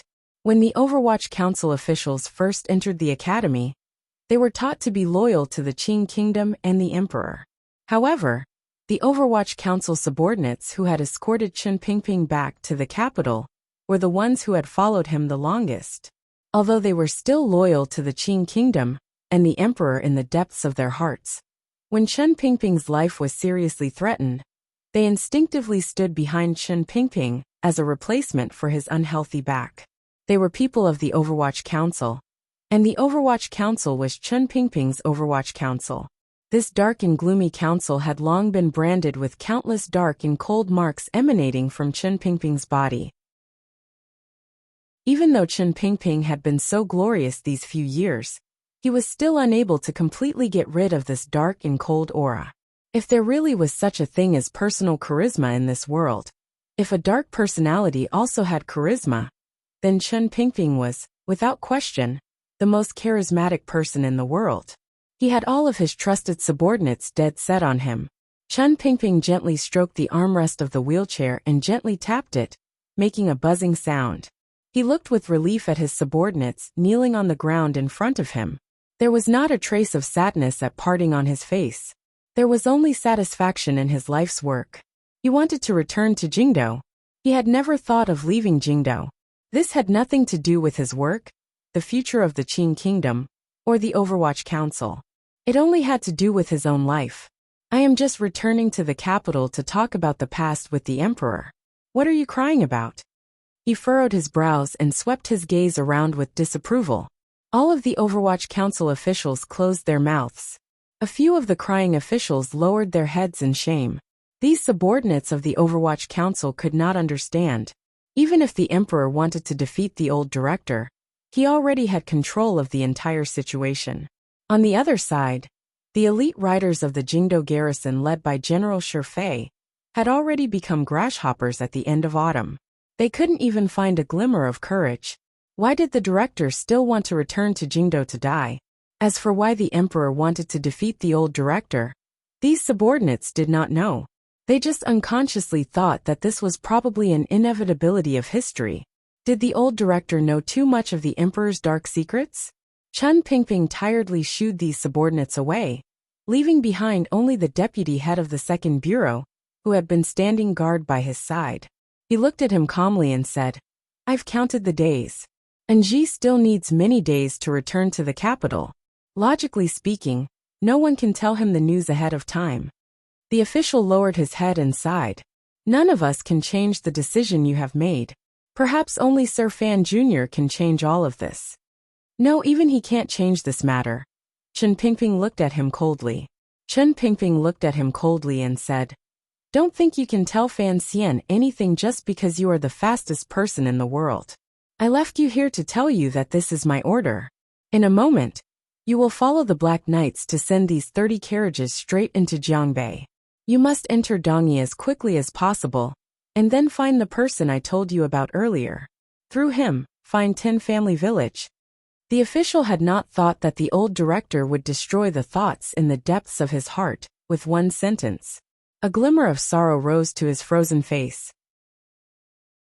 "Don't laugh and cry at the same time. Otherwise this mask won't last long."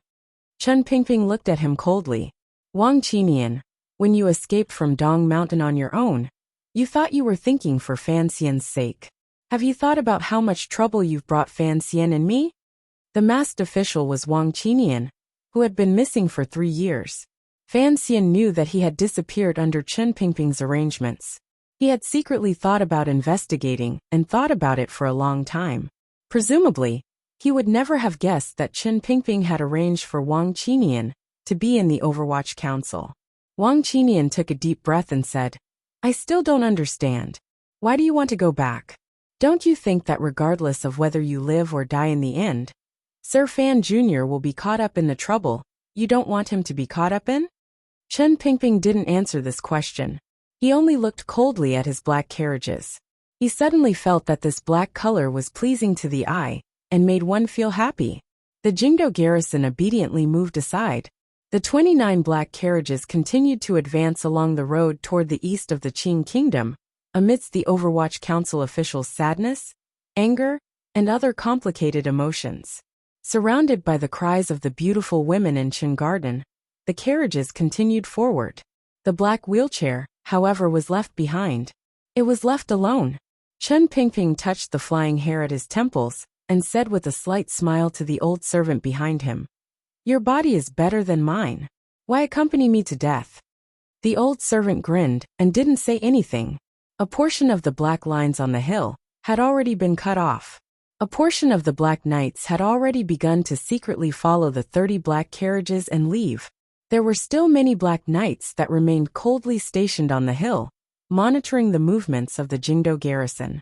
Shi Fei came to the wheelchair with a calm expression. After a moment of silence, he said, On behalf of the garrison, I thank the director for not killing me. Chen Pingping smiled and didn't say anything. Shi Fei lowered his head and asked, But I still don't understand why. If I wanted to leave earlier, what would you have done? Chen Pingping narrowed his eyes and looked at the dots of fire on the road in the distance. After a moment of silence, Shi Fei said, I'm His Majesty's subject. Even if I know I'm no match for them, I'll fight to the last man. Yes, this is a compromise. If I stay, fewer of your people will die, and fewer of the Overwatch Council's people will die. You should know that I have never thought my life was so worthless, Chen Pingping said with a smile. I am an old man. My life is truly worthless. The Jingdo garrison is loyal to the Qing Kingdom. The Overwatch Council is loyal to the Qing Kingdom. I am also loyal to the Qing Kingdom. The old man in the wheelchair said gently, I've killed many people in my life, but I'm only willing to kill my enemies. I don't have the habit of killing my own people. Shi Fei did not understand. He did not understand the so-called loyalty to the Qing Kingdom. What were these 4,000 black knights that exceeded the limit? What's the big deal about disobeying the decree? Chen Pingping didn't say anything more. He just sat calmly. In his heart, the Qing Kingdom was the Qing Kingdom, and the emperor was the emperor. From many years ago, these two were not the same thing in his heart. He wanted to go back to Jingdo and ask that man. But he didn't want the entire Qing Kingdom to sink into turmoil because of his rupture with that man. He also didn't want the battle between the court and the Overwatch Council to cause countless Qing people to lose their homes. Thus, he chose to return to the capital and have the Overwatch Council retreat in front of the Jingdo garrison. When all was said and done, this was a battle between Chen Pingping and the Qing Emperor. Neither of them wanted this private matter to become a battle within the Qing Kingdom. Go back, Chen Pingping said quietly. Yes, director. All sorts of feelings rose in Shi Fei's heart. He waved his hand to summon the black carriage the Overwatch Council had left behind, and bowed respectfully to Chen Pingping. Only then did he carefully carry the black wheelchair into the black carriage. At this moment, the line formed by the black knights on the hill suddenly became somewhat disorderly. Sitting by the carriage door, Chen Pingping seemed to sense something, and abruptly turned his head to look. His gaze was incomparably sharp. In an instant, the black knights helplessly and sorrowfully calmed down. Chapter 692. On the hill in the night, the faint silver moon swam in and out of the clouds, making the place flicker between bright and dark. Jingge stared at the lonely carriage on the road at the foot of the mountain. A moment later, an angry snort came out of his silver mask. The black and incomparably sturdy spear hung beside his warhorse. His hands were not the only ones on the horse's reins. Ever since the rebellion in the autumn of the 7th year of the Qin calendar, the Qin family had been destroyed. In front of the tens of thousands of people in the royal palace, the silver-masked Jingge, who had challenged Qin Hung, had become a legendary figure. In particular, during these 3 years, Chen Pingping had purposely given up power to cultivate the new power of the Overwatch Council. In order to smoothly hand over this council to Fan Xian, as Fan Xian's trusted aide, Jingge had taken over the position of commander of the Black Knights of the 5th Bureau. In the instant the old man in the wheelchair at the foot of the mountain had been carried into the carriage, a glimmer of despair and anger rose in Jingji's heart. Squeezing his horse's belly, he prepared to lead his Black Knights to charge down and snatch the person. He could not just watch as Director Chen stepped onto the road to certain death on his way back to the capital. Back then, he had been bullied and humiliated in the army camp. During a routine drill, he had howled and attacked in self-defense. Unexpectedly, he had killed the eldest son of the Qin family. From that day on, he had been thrown into the Qin kingdom's death prison. The family and wife he had left behind in his hometown had all been secretly killed by the Qin family in revenge. He was already a dead man, but unexpectedly, Chen Pingping secretly saved him and arranged for him to be part of the Shadow Knights. He wore a silver mask to hide his true appearance. For the sake of revenge, for the sake of repaying the debt of gratitude, he had been promoted to the position of deputy commander in the Shadow Knights. Fan Xian had given him a chance for revenge, so he was very grateful to Fan Xian. However, he knew that it was Chen Pingping who had given him a second life. In his heart, the silver-masked Jingge saw Director Chen as a second parent. On the mountain, Chen Pingping's wheelchair got into the carriage. A murderous intent surged in his heart, and he was about to rush down when the bald man beside him coldly pulled on the reins. Jingge looked back angrily. His eyes, as deep as the netherworld, stared at the baldy through the holes in the silver mask. However, he did not attack because this baldy had more seniority in the Overwatch Council than him, and had once held a more important position. This baldy was the previous head of the 7th Bureau that Fan Xian had met in the Overwatch Council prison. The director has said that your mission is to take these 4,000 Black Knights and escort the carriages out of the country. Then, you must ensure that these 4,000 Black Knights are all handed over to Sir Fan Jr.'s hands, without a single exception. The bald man's face appeared particularly old and tired. In the depths of his heart, he was just like Jingge, filled with sorrow and anger. However, he was Chen Pingping's most trusted old official. He had appeared among the Black Knights today on the old director's orders to suppress any possible unrest in the Black Knights. Do you know that if the director returns to the capital, he will never be able to come out again? Jingge looked at him coldly and slowly asked, enunciating each word. This is the director's will. Everything I have done is done in accordance with his will. The bald leader's expression was calm. He did not retreat a single step. Jingge stared in a daze at the road. He then saw Chen Pingping at the carriage door, looking back at him with a sharp gaze. His body trembled. He slowly raised his right hand and formed it into a fist, restraining the violent emotions in the hearts of his subordinates. After a long time, Jingge watched the black carriages slowly embark on the road back to the capital, while being surrounded or escorted by 3,000 elite riders of the Jingdo garrison. Jingge took a deep breath and slowly took off the silver mask on his face, revealing the terrifying and wretched wound. He didn't speak for a long time. He bid farewell to Chen Pingping. He knew that he would probably never see the old director again. The usually cold Jingji's eyes became slightly moist. The bald leader continued to stare in that direction in silence. There was a slight smile on his face, but a joyous desire to die gradually rose in his eyes. The bald leader dismounted from his horse and knelt down toward the quiet road. Very respectfully he kowtowed. Jingge looked at his expression and felt slightly shocked. He knew that once this elder completed his task of watching him leave the country, he would probably leave with Director Chen. His heart felt slightly sorrowful, but he didn't say anything. He only looked at him calmly. He then dismounted from his horse and kowtowed in that direction. All of the Black Knights dismounted at the same time and knelt down densely on the small hill. They kowtowed toward the road that no longer had people or carriages and bid farewell to Director Chen. A moment later, Jingge carefully put on the silver mask on his face. In a raspy voice he gave the order, retreat. Head east. These 4,000 Black Knights were the Overwatch Council's most powerful and reliable martial power. Regardless of how the Emperor wanted to deal with Chen Pingping, or what methods the court would think of to weaken the Overwatch Council to offset any possible backlash from Chen Pingping, the Black Knights would always be the most important in the eyes of the court.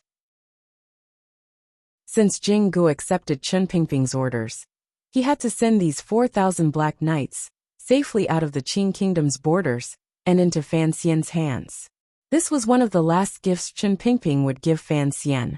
The silver-masked Jingge knew that his mission was very important. Thus, when he led the Black Knights down the hill, his back was also very heavy. If Chen Pingping was truly willing to fight the Emperor head-on, these 4,000 Black Knights moving freely between the Qing Kingdom's provinces could, without question, start from within the Qing Kingdom and cut countless bone-deep wounds in the Qing Kingdom's abdomen. Additionally, there were spies the Overwatch Council had planted in the various ministries and border armies. It would not be difficult for Chen Pingping's final struggle to throw the entire Qing Kingdom into turmoil. However, Chen Pingping did not have such a choice. He would rather return to the capital alone to face the incomparably powerful Emperor than have the Overwatch Council subordinates loyal to him shed all pretenses of cordiality with the court and start a great battle. He protected the interests of the Qing court to the greatest extent. After all, he was loyal to the Qing Kingdom. Of course, someone as scheming and deep as Chen Pingping would not allow his Overwatch Council men to be toyed with by the court and the Emperor because of his return to the capital. He knew that under the Emperor's powerful strength and in front of the Qing Kingdom's powerful machinery, even if the Overwatch Council used all its strength, it could, at most, throw the world into turmoil. It would not be able to guarantee its own survival. He did not want the Overwatch Council men to come to any harm. Thus, he chose to follow the carriages out of the capital and to Dazhou. Then, he cleverly gathered the people he wanted to protect and the power he wanted to leave Fan Xian, with to have them far away from Jingdo, a place of trouble. This included Wang Qinian, the accompanying beauties on the carriages, the Overwatch Council officials most loyal to him, the old head of the 7th Bureau who had followed him for 30 years, and of course, the 4,000 Black Knights he had secretly managed for many years. These were all people Chen Pingping believed had to survive. They were also people Fan Xian needed. These people were silently and sorrowfully advancing in the dark night. They were preparing to cross the Qing Kingdom's borders and enter deep into Dongyi, which was already controlled by Fan Xian and the Great Prince. From then on, they would break away from the Qing Emperor's control and truly become an independent and powerful power in Fan Xian's hands. These powers were the bargaining chips Chen Pingping had left for Fan Xian. They could allow Fan Xian to negotiate with the Emperor. However, these bargaining chips had their own emotions and their own friendships. The Black Knights searched for mountain paths around the official roads and advanced like ghosts. Under the bald head's cold gaze, the silver-masked Jingge could only give up on the idea of sending soldiers forward to slaughter the Jingdo garrison riders and take back the old director. On the carriages they were protecting, the officials and secret agents of the Overwatch Council had even deeper thoughts. Wang Qinian's disguised face was not only stiff, it also seemed to have aged. He glanced at Gao De beside him, covered in blood. After a moment of silence, he suddenly said, "The director returned to the capital, only to seek death." Gao De was still in a semi-conscious state, and the mute woman could not speak. She looked at the man in astonishment, not knowing who he was talking to. Outside the slowly advancing carriage, someone suddenly sighed. A normal-looking Overwatch Council official pushed open the carriage door and walked in. Sitting across from Wang Qinian, he said after a moment of silence, "Everyone knows, but no one can stop it.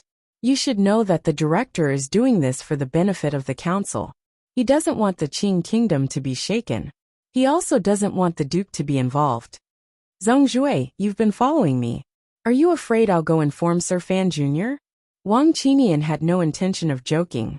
He only looked coldly at his companion across from him, and said each word clearly. If the director dies, it would be impossible for Sir Fan Jr. not to get involved. Since it is so, why not make this move earlier? In this world, the only person who can stop what happens in Jingdo is him. Sitting across from him was Zhong Jue. He and Wang Qinian were known as the two wings of the Overwatch Council. Traveling thousands of li and tracking, he was one of the two most powerful people in the world. He looked at Wang Qinian and calmly said, "Before the director left, he gave you strict orders to not inform Sir Fan Jr." Wang Qinian suddenly furrowed his brows and said, "I heard that Sir Fan Jr. has already left Dongyi. Along the way, he was chased by a number of Dongyi rebel soldiers.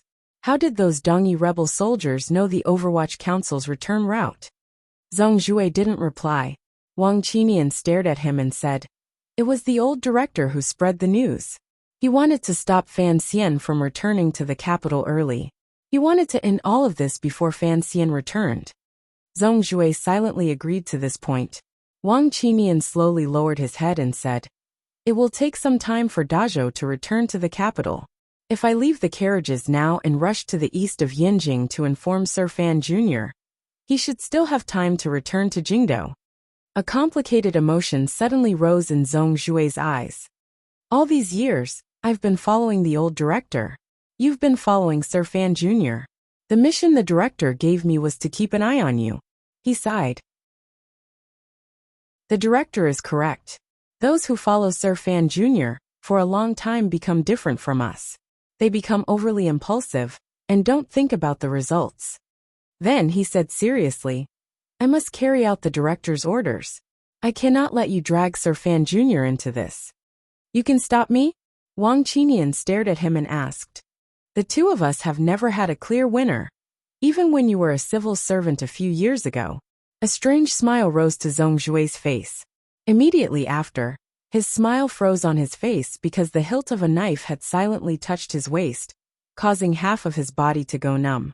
Immediately after, Wang Qinian's palm turned into a knife and viciously chopped down on the back of his neck.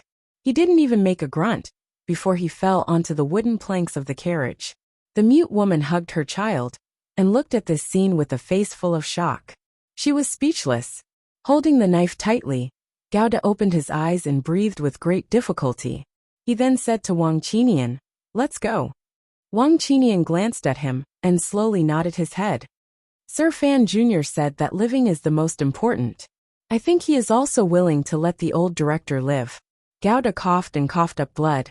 In a raspy voice he said, "Time nonsense." Wang Qinian gave an ugly smile. Turning around, he pushed aside the curtain of the black carriage and swept out like a gust of wind. The night was dark and heavy. The only person in the world who could catch up to him, Zhong Jue, was unconscious in the carriage. He was going to notify Fan Xian. Presumably, no one would be able to stop him. However, he didn't know if he would make it in time. When Fan Xian learned of everything that had happened in Jingdo and Dazhou and rushed back, would Chen Pingping still be able to sit safely in his wheelchair? The night was as cold as water and as black as ink. Mixing together, it was like ink and water, transforming into countless shapes of wind and sand that were difficult to grasp.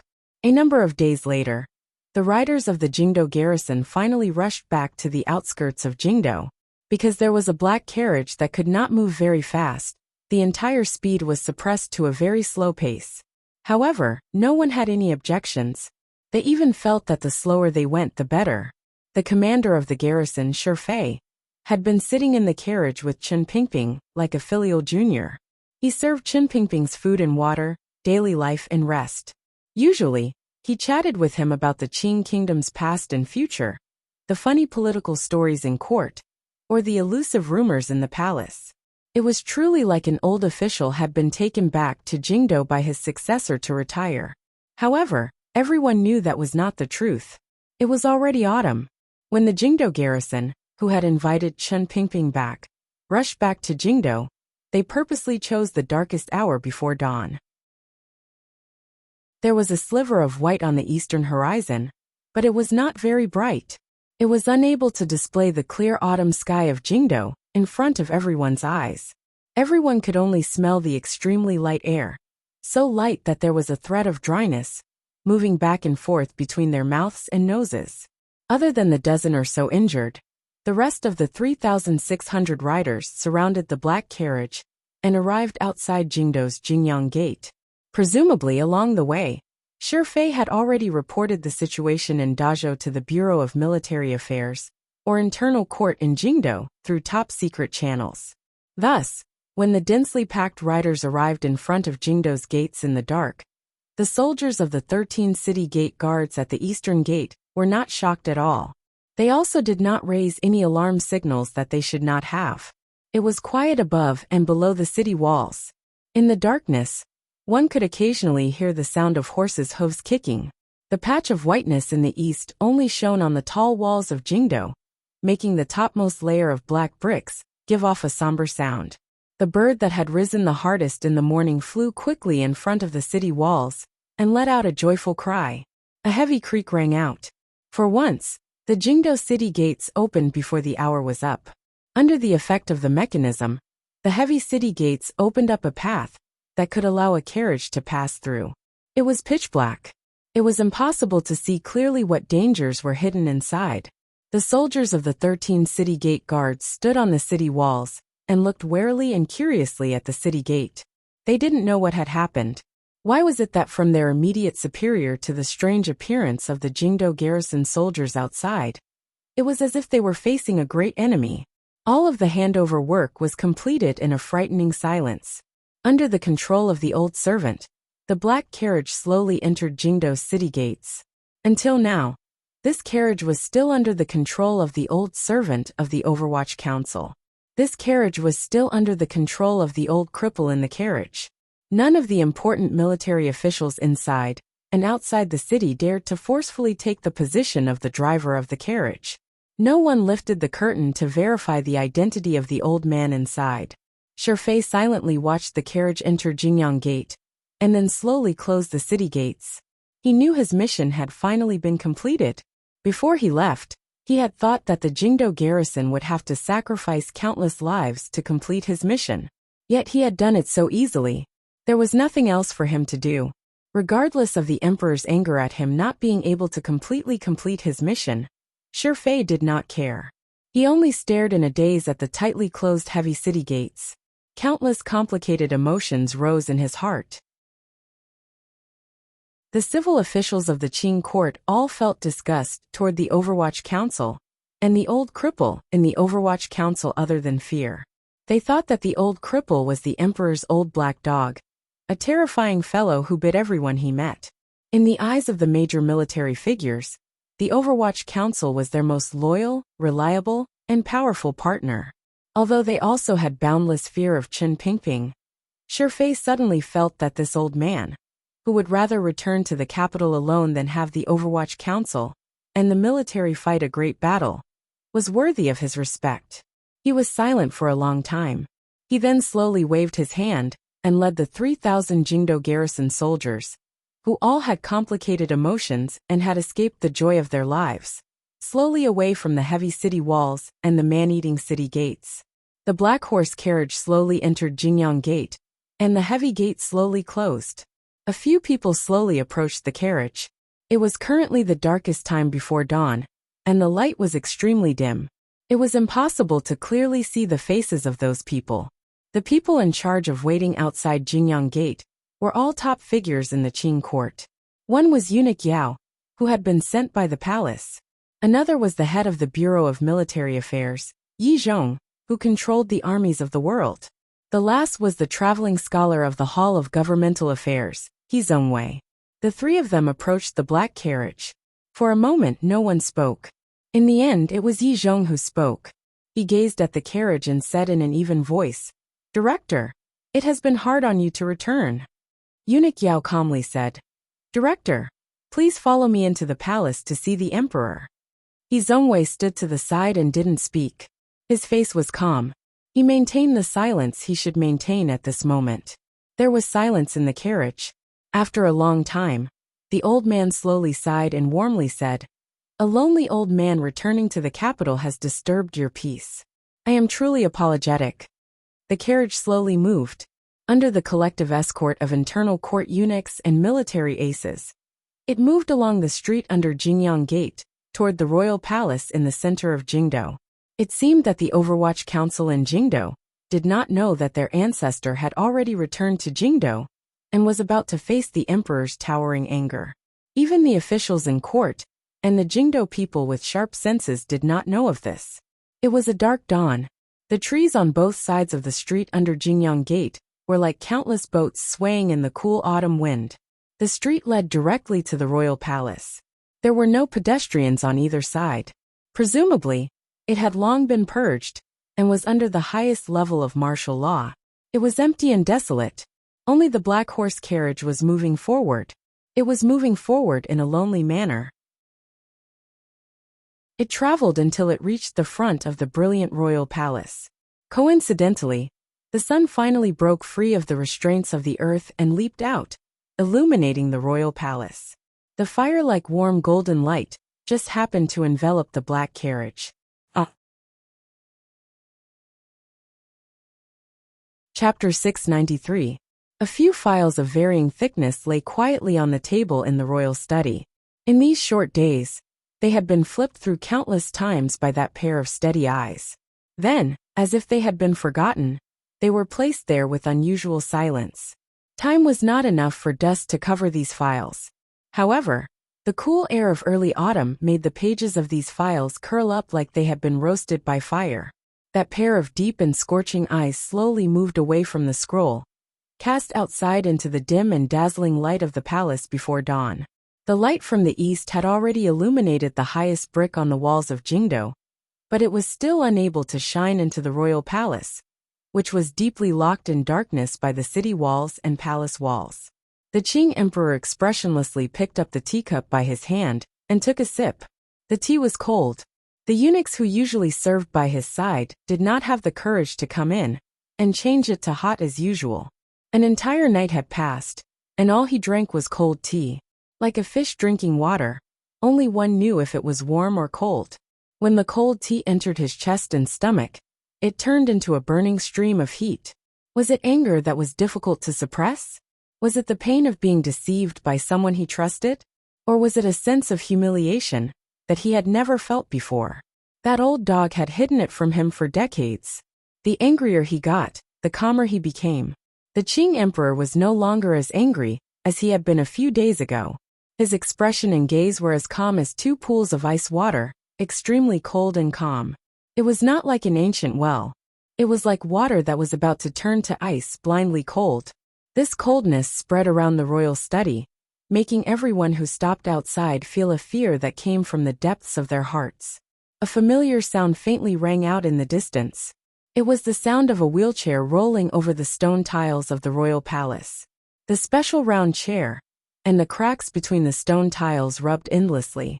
The width of the stone tiles was fixed, and the distance between the wheelchair and the stone tiles was fixed.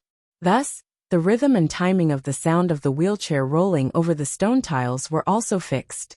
This kind of fixed rhythm had rung out countless times in the quiet royal palace during these decades. Each time the Qing emperor had something important to do, or just wanted to talk, the sound of the wheelchair would travel from outside the palace into the palace, all the way into the royal study. In recent years, the sound of the wheelchair has lessened. That old black dog hides in the Chun garden to enjoy his life, leaving me alone in this cold palace to suffer. However, 3 years ago, when he had to deal with Yunrui and those 3 strange creatures, the wheelchair had entered the palace twice. The Qing emperor's expression was indifferent. In an instant he thought of many past events. He then slowly raised his head. When his calm and deep gaze landed on the tightly shut wooden door of the imperial study, the sound of the wheelchair rubbing against the stone floor stopped in the imperial study. The emperor's gaze suddenly became complicated. Eunuch Yao's trembling voice rang out in the royal study. It was not that the head of the eunuchs had purposely used such a terrified voice to express the importance he attached to the figure in the wheelchair. Inside and outside the royal study, The coldness that the Qing emperor naturally gave off with his great grandmaster realm had already controlled the hearts of most people. The door to the royal study opened. A few eunuchs carefully and fearfully carried the black wheelchair in. Then, led by eunuch Yao, they left as quickly as they could. This group of internal court eunuchs left the royal study very, very far away. They walked all the way to where the royal study went around the stone-arched garden gate and led directly to Taiji Palace. Eunuch Yao wiped the cold sweat from his forehead and glanced at Commander Yi and Scholar, he waiting outside the garden gate. He didn't say anything. There wasn't even a hint of expression. Yi Zhong's expression was heavy. He only sighed in his heart. After these top figures of the Qing kingdom escorted the black carriage into the royal study, they all consciously hid far away. They knew that under the emperor's cold envelopment, he would not want anyone to hear every word he said to the person in the wheelchair. Old Director Chun returned safely and gently. Although they were not used to such an easy resolution, although they knew old Director Chun was not a simple and terrifying person, including Yi Chong and Eunuch Yao, they were not worried that anything alarming would happen in the royal study. The emperor was a great grandmaster. After Dong Mountain, no one in the world would be able to harm him. The royal study's doors were tightly shut, cutting off all the air, sound, light, smell, and autumn outside. Only the emperor, who was sitting ramrod straight on the couch, and Chen Pingping, who was casually sitting in a wheelchair, remained. The two of them hid in the little building, cutting off the storms of the Qing kingdom outside. The storms of the Qing kingdom these decades have been stirred up by these two powerful people. The Qing emperor looked calmly at the old man in the wheelchair for an indeterminable amount of time. It was only when the wrinkles on Chen Pingping's face were like chrysanthemums under the hanging temple that he faintly said, "He Zhongwei is secretly investigating Gouda and wants to defeat Fan Xian. I knew of this long ago. The internal court sent 3 people over. When you passed by Dazhou a few days ago, He Qigan should have been there. Did you see him?" If there was someone else present and saw this scene, they would certainly be shocked. The emperor had mobilized so many people. All of the important yamens in Jingdo were on standby. The icy young master of the Overwatch Council had also begun to carry out the emperor's edict and began internal pressure. Only then did he manage to invite the old cripple in the black wheelchair back to Jingdo. Everyone knew that there was no turning point between the ruler and his official. However, the emperor's first words to Chen Pingping were an unremarkable name. Chen Pingping was not surprised. He understood his emperor too well. He smiled slightly and said in a slightly sharp and raspy voice, "When I was sent to King Cheng's manor, He Qigan was still young. I saw him once outside Dazhou. Presumably, he doesn't remember me at all. That's not strange. The name Chen Wuchang has disappeared from the royal palace for a long time." The emperor nodded. The sleeve of his dragon robe flew up. A cup of tea slowly left the table and flew in front of Chen Pingping. Chen Pingping accepted it and respectfully nodded his head in greeting. Holding the scalding hot teacup, he sighed comfortably and said, "It's best to drink tea hot." The emperor used his fingers to pick up his icy cold teacup and took a small sip. Calmly he said, "When people leave, the tea gets cold. Otherwise, how could He Qigan not recognize you?" Chen Pingping shook his head and said, "Other than Hong Xixiang, not many people knew that I had once stayed in the palace." The emperor's eyelids lowered slightly and revealed a glimmer of mockery. "Later, you even made a fake beard and stuck it to your chin. Of course, you didn't want others to know that you were a eunuch." Chen Pingping's expression did not change. He lowered his head slightly and lightly said, "It was only many years later that I understood that I had always been a eunuch. There was no need to hide it from the world. But, in the end, you still managed to hide it from the world." The emperor placed the cold teacup on the table and stared into Chen Pingping's eyes. "Back then, you were sent to the manor by the palace to monitor father's movements. However, not even the palace thought that you would secretly reveal your identity to me and be willing to help my manor rise up. In the end, even old eunuch Hong in the palace was persuaded by you to stand on father's side. That was all because of you. Thus, the identity of a permanent eunuch in the palace back then was a great service to you, me, and the Qing kingdom. Why do you always keep this matter in mind?" The reason the previous emperor was able to ascend to the throne had little to do with me. Chen Pingping called himself a servant. Unlike in the past, there was not much sense of inferiority in this servant. He only followed the past and said it naturally. He slowly raised his head and looked directly into the Qing emperor's cold eyes. Enunciating each word, he said, "That was because someone killed 2 princes. That was why it was King Cheng's turn to sit on the throne, and why it was possible for your majesty to have the vast territory you have today." The emperor's gaze suddenly became sharp. It was clear that he did not want to hear anything related to this matter. "But why did you betray the nobles in the palace and throw yourself into the manner to be loyal to me?" he asked. Chen Pingping gazed at the Qing emperor with a not quite there smile, like he was looking at a great joke. After a long time, he slowly said, "Your Majesty, at that time, you were still a young man. Your nature was clear and broad. You treated people sincerely and your subordinates well. However, I was born with a strange personality. As long as someone treated me well, I would treat them well." The emperor fell silent. He sat ramrod straight on the soft couch, as if he was still savoring Chen Pingping's words. His sharp gaze became like the long day at the beginning of autumn. Gradually he revealed his cool side. The corners of his lips twitched slightly. Mockingly he said, "So, you still know that I treated you well." Back then, the old prince didn't have any status in the court, and didn't have any support in the court. Prince Cheng's manor wasn't big and unremarkable. I was actually the most useless little eunuch in the palace, so I was sent to the prince's manor. For someone as powerful as Hong Xiang, of course, he was always at the side of the nobles in the palace. Chen Pingping seemed to be thinking of many things of the past. He slowly sighed and said, "However, being small has its advantages. Simple has its advantages." At that time, there were 3 big boys and 1 little boy. They did their best. Mother Fan would occasionally yell at them from the side, but no one seemed to think it was bad. At that time, King Jing was still young. No one wanted to pay attention to him. The emperor raised an eyebrow and said, "Even if Fan Jian and him joined forces to attack me, in the end, they were still stopped by you. When the 2 of us joined forces, no one has ever been a match for us. It is still the same today." After these words left his mouth, Chen Pingping and the emperor fell silent at the same time. After a long time, Chen Pingping gently touched the armrest of the wheelchair and sighed. "After all, Fan Jian was your majesty's milk brother. In the end, I am only a servant. At the time, I didn't think much. I just wanted to protect you." The lines of the Qing emperor's face gradually softened, but his gaze drifted into the distance. It was as if it had drifted to the scene of ruler and official holding hands without any disloyalty. Faintly he said, "I have to admit, during those years, you protected me many times. If it wasn't for you, I don't know how many times I would have died." After saying that, the corner of his eye suddenly caught a glimpse of the dossiers on the table. His eyes paused for a moment, and he gently took out the first one. He slowly opened it and read through the contents of the dossiers, including his sister, his son, and many other things.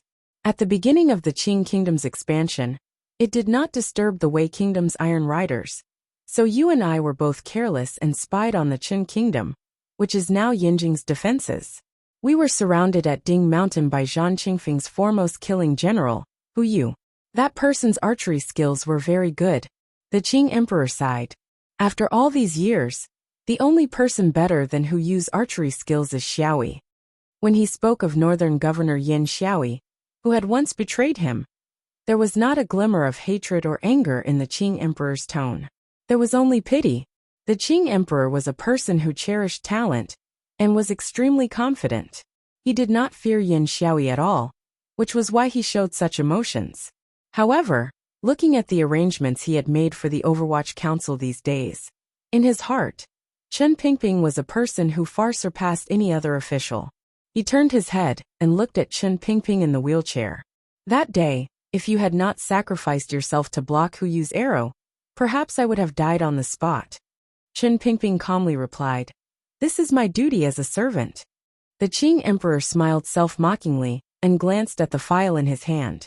On it was written that during the Jingdo Rebellion 3 years ago, Chen Pingping had secretly allowed the eldest princess to lead troops into Jingdo and successfully besiege the royal palace. Although the Overwatch Council's actions were meticulous, and there was not much evidence on this file, given the emperor's eyesight, he could clearly see the great evil hidden within. He casually tossed the file to the side and ignored it. Then he picked up another one. He squinted his eyes and read it again. He said, "At the floating temple, why did you want to have the shadow assassinate you?"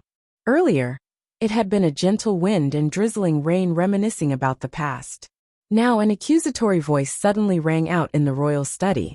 A faint stench of blood gradually filled the air. However, Chen Pingping seemed to know nothing.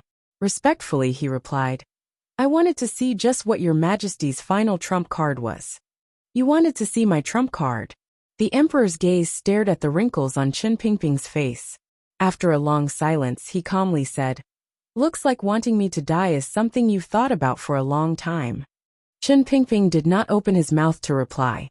He only smiled warmly and silently admitted to this great crime. "Is the shadow really Siga Jian's younger brother?" the Qing emperor asked.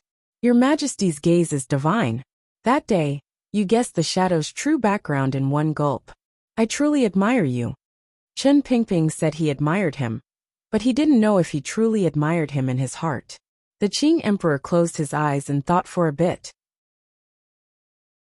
He then tossed the file to the side and said, "During the first northern expedition, just as I was breaking through, I suddenly went berserk and was trapped by Zhang Qingfeng's army in the mountains. I was already at the end of my rope. If you had not led the Black Knights and risked your life to save me, and exchanged your body for mine along the way, I would probably have died 8 or 10 times over." Chen Pingping's gaze followed the Qing emperor's hand movements.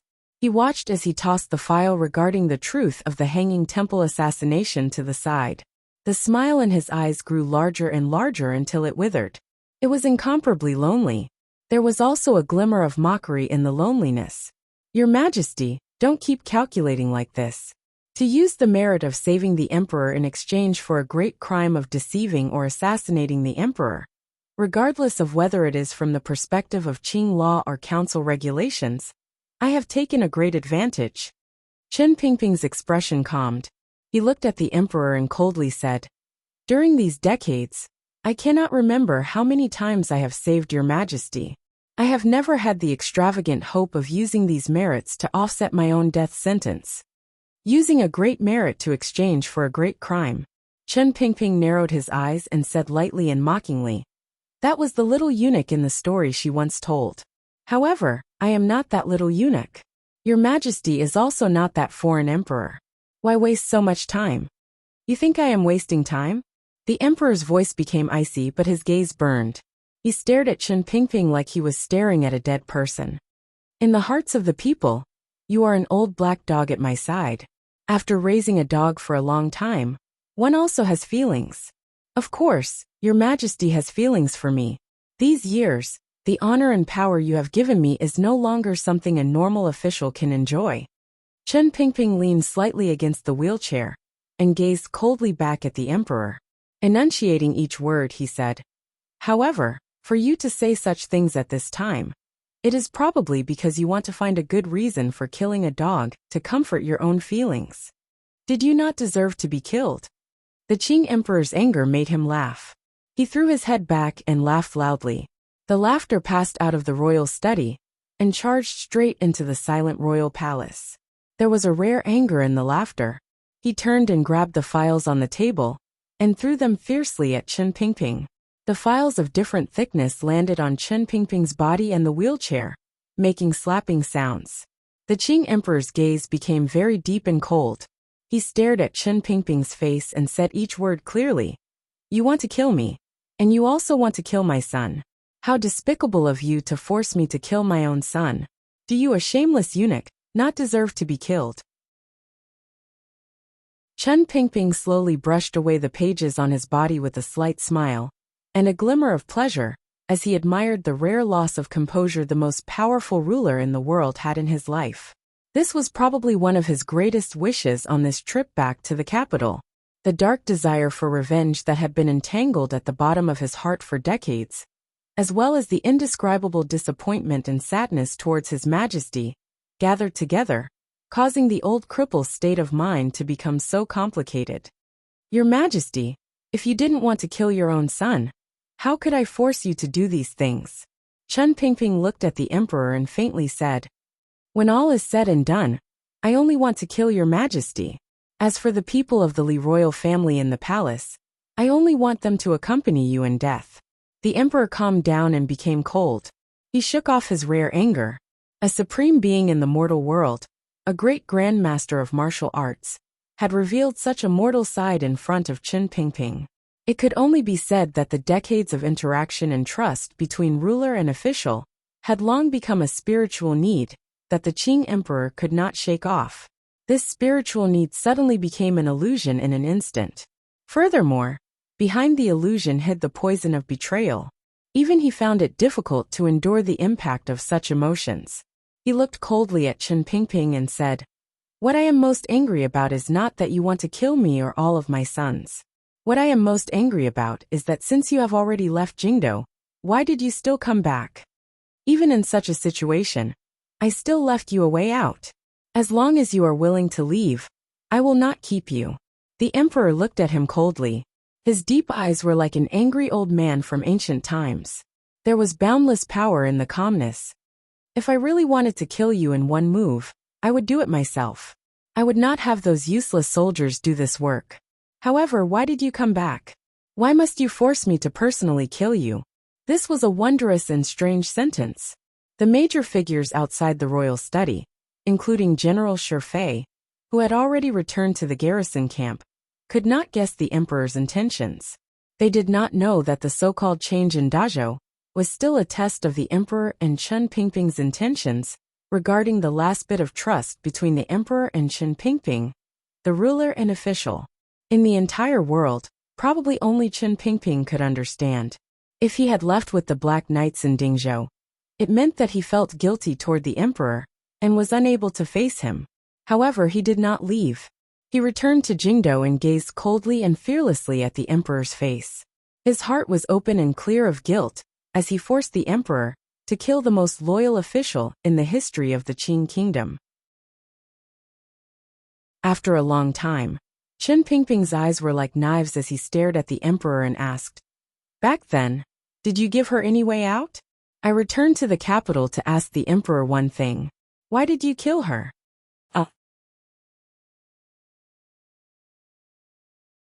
Chapter 694.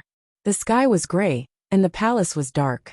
Not long after the sun rose above the horizon, it did not have time to spread its warm light over the land of the Qing kingdom. It had already been swallowed up by a dark cloud that had appeared out of nowhere. The red light immediately dimmed, and the sky grew darker. In the rear palace, serving girls who had woken up to wash in the morning began to boil water. The eunuchs who did chores began to sweep the dust off the ground with bamboo brooms taller than themselves. No one knew what was happening in the front of the royal palace.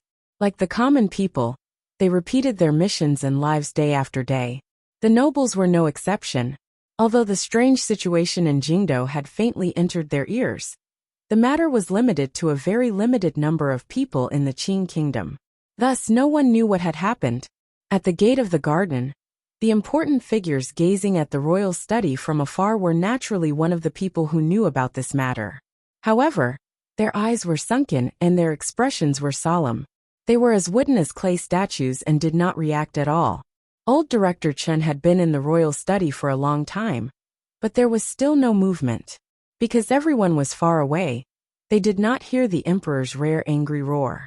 Perhaps Yi Zhong and eunuch Yao had this kind of power, but they would not be stupid enough to gather their power and eavesdrop on the sounds in the royal study. As for those things, it would be better if they could hear as little as possible. Chen Pingping wanted to hear a reason and an explanation. Thus, he returned to Jingdo and sat coldly in the black wheelchair. Calmly, he looked at the master he had served for decades, the Qing emperor. He wanted to hear from his mouth exactly what had happened in the past. When a person was about to die, What they clung to was nothing more than the most infuriating and inexplicable mysteries of their lives. However, the Qing emperor did not reply. He only looked calmly at Chen Pingping. Ever since he heard Chen Pingping's words, he had maintained his standing posture. He looked at him coldly and mockingly for a long time. The sharp light in his eyes gradually turned into a faint mockery, as well as a great deal of confusion. The corners of his eyes narrowed slightly, like a lion watching a wandering spirit pass by its own kingdom, trying to pull up the branches of a solid tree in vain to announce something to itself. The Qing emperor smiled strangely. Tilting his head slightly, he pressed his lips together tightly. Looking at Chen Pingping, he said faintly, "It's actually because of this, because of this." The emperor did not understand. He looked at Chen Pingping, as if he was looking at a monster. After a long silence, he shook his head and sighed speechlessly. Only now did he finally understand why this old black dog, who had followed him since he was young, would betray him and return to the capital to question him, even at the cost of his life. The Qing emperor knew very well how much his companions liked that woman. However, no matter what he thought, he would never have thought that Chen Pingping would feel a powerful desire for revenge and stand against him, because of a woman who had died many years ago. He sat back on the soft couch, and was silent for a long time with his hands on his knees. Chen Pingping's hands rested on the arms of the black wheelchair, as he looked at him silently and coldly. He didn't say a word, only waiting for the answer. The Qing emperor's face was slightly pale. After a long time he quietly said, "For her you betrayed me?" The meaning contained in these words was disappointment and sorrow, as well as anger and irritation, that came from the depths of his heart. "I just want to know why." Chen Pingping sighed and said, "In my life, I have never seen a woman like her again. No, I have never seen a person like her again. She descended into this mortal world like a fairy, and did her best to change what she should change, and save what she thought she should save. She helped you, saved me, saved the Qing kingdom, and made the world beautiful. Yet you destroyed her." There were no exclamation marks or anger in these words. There was only a wave of vicissitudes and sorrow. The Qing emperor was silent for a long time. His hands slowly rubbed against his knees. In this life, no one had ever asked him this question. More accurately, no one dared to ask him this question. Not many people knew about this question. However, those who knew about this question had all become wandering spirits in the yellow earth. None of his closest companions knew about this matter. "I didn't kill her." The Qing emperor narrowed his eyes, facing the old dog in front of him. He originally didn't need to explain anything. For some reason, there was a glimmer of pain in the depths of his heart. A glimmer of pain that he had forcefully suppressed for over 20 years slowly seeped out and took over his body and mind. He wanted the most powerful man in the world to explain something. Perhaps he wanted to explain it to Chen Pingping.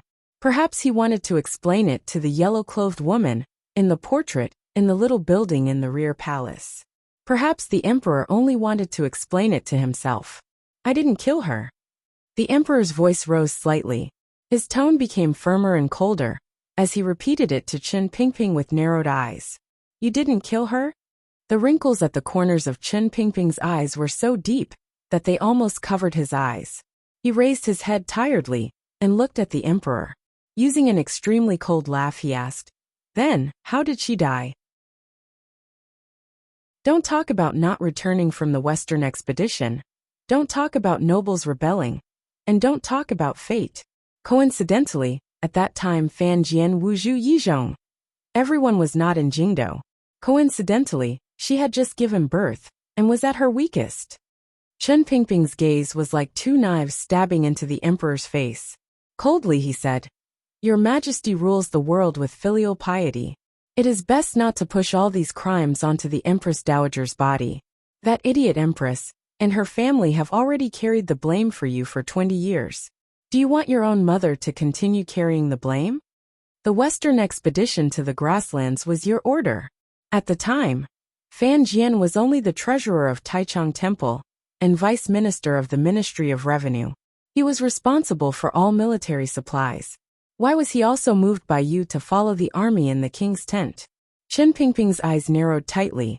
Endless coldness seeped out from his sparse and old eyelashes.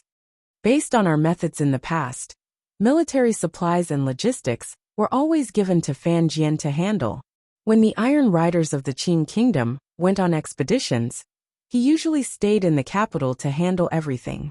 Why did you insist on having Fan Jian follow you into the Western expedition? What are you afraid of?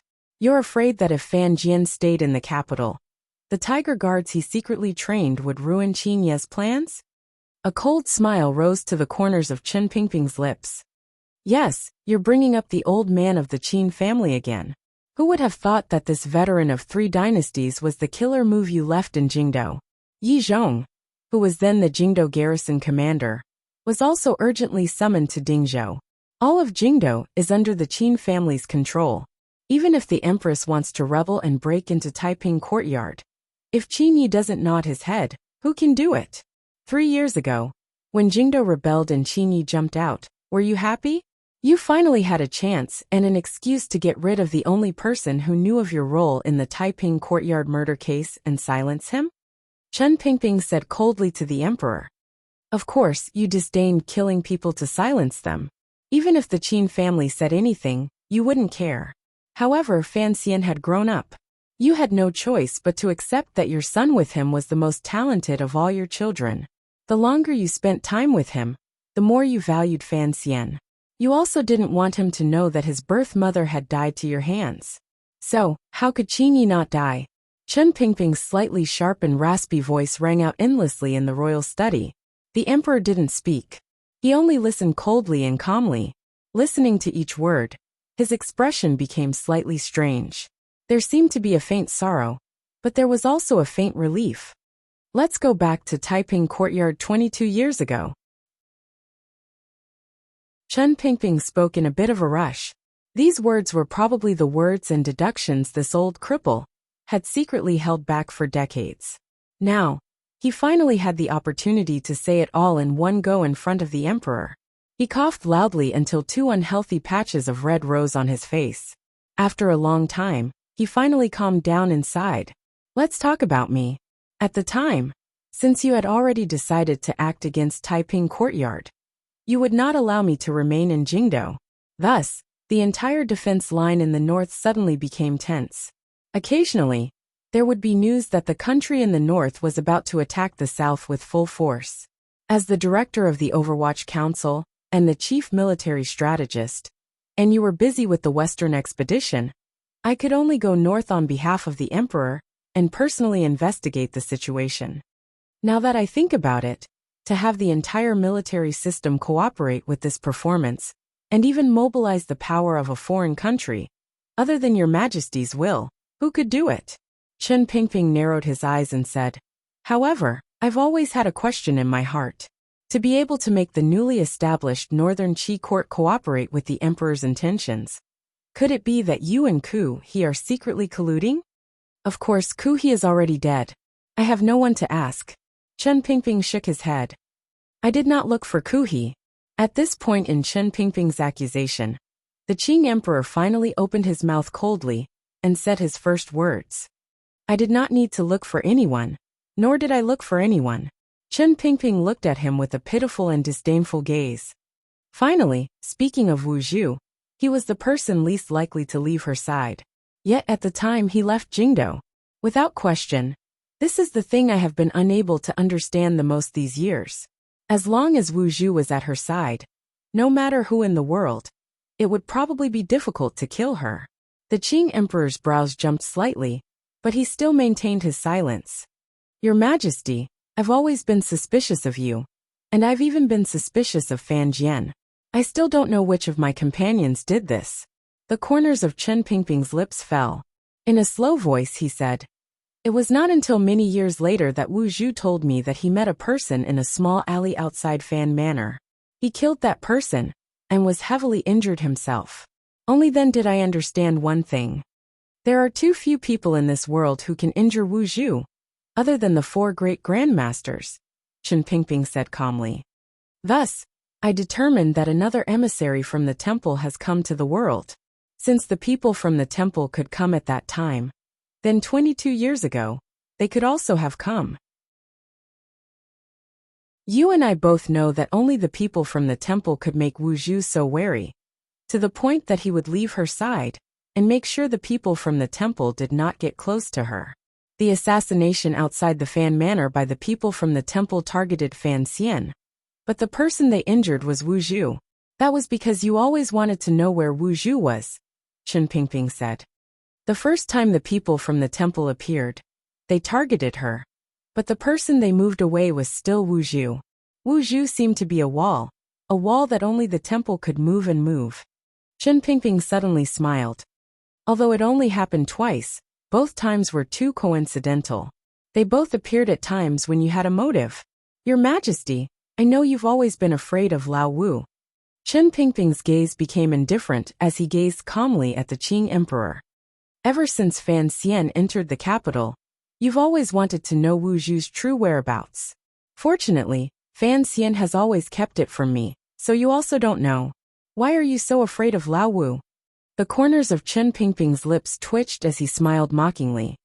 You're afraid that Lao Wu will find out about what happened back then, and bring that metal rod to the royal palace to kill you? As the emperor, are there still people you're afraid of? The emperor suddenly smiled and shook his head. No, it is just that someone like Lao Wu should not exist in this world. He should return to where he came from. Perhaps you still don't know, but when Enji was in Danzhou, I asked Uncle Luyan to visit Lao Wu once. As long as Lao Wu had not completely woken up, he was of no threat to me. This is what you've always thought. A monster like a great grandmaster should not exist in this world, Chen Pingping said coldly. That is why I am curious. Why are you still alive? Why don't you just kill yourself? These words were very vicious, but the emperor's expression did not tremble at all. Perhaps those emotions were brewing in his heart, but they still did not explode. Chen Pingping did not show any fear. He continued to speak coldly. Back then, you moved away all of our people and provoked that idiot empress to go crazy. Then, you had Qin Yi watch and control from the side.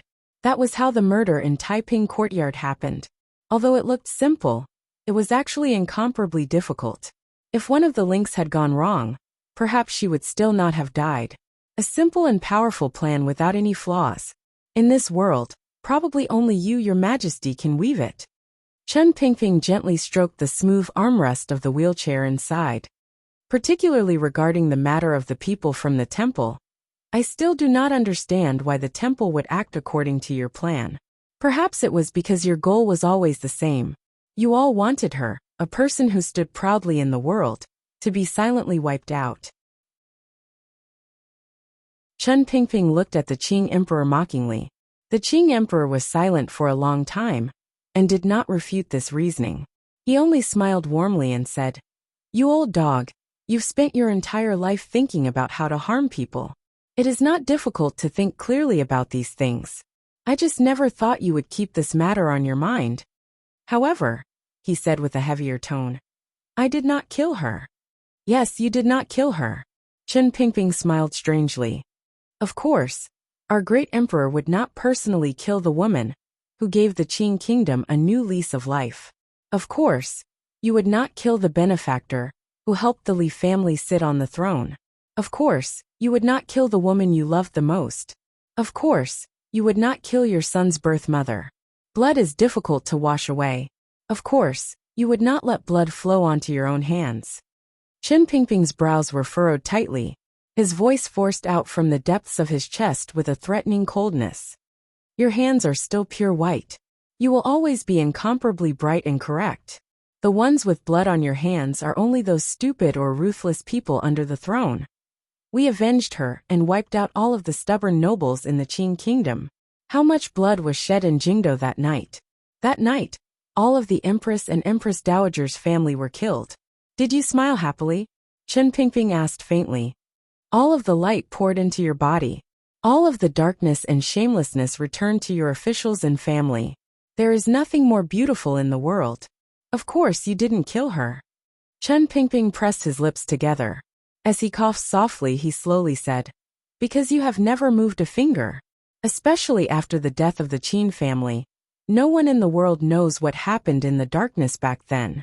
No one has evidence to say that Your Majesty personally controlled the Taiping Courtyard murder case.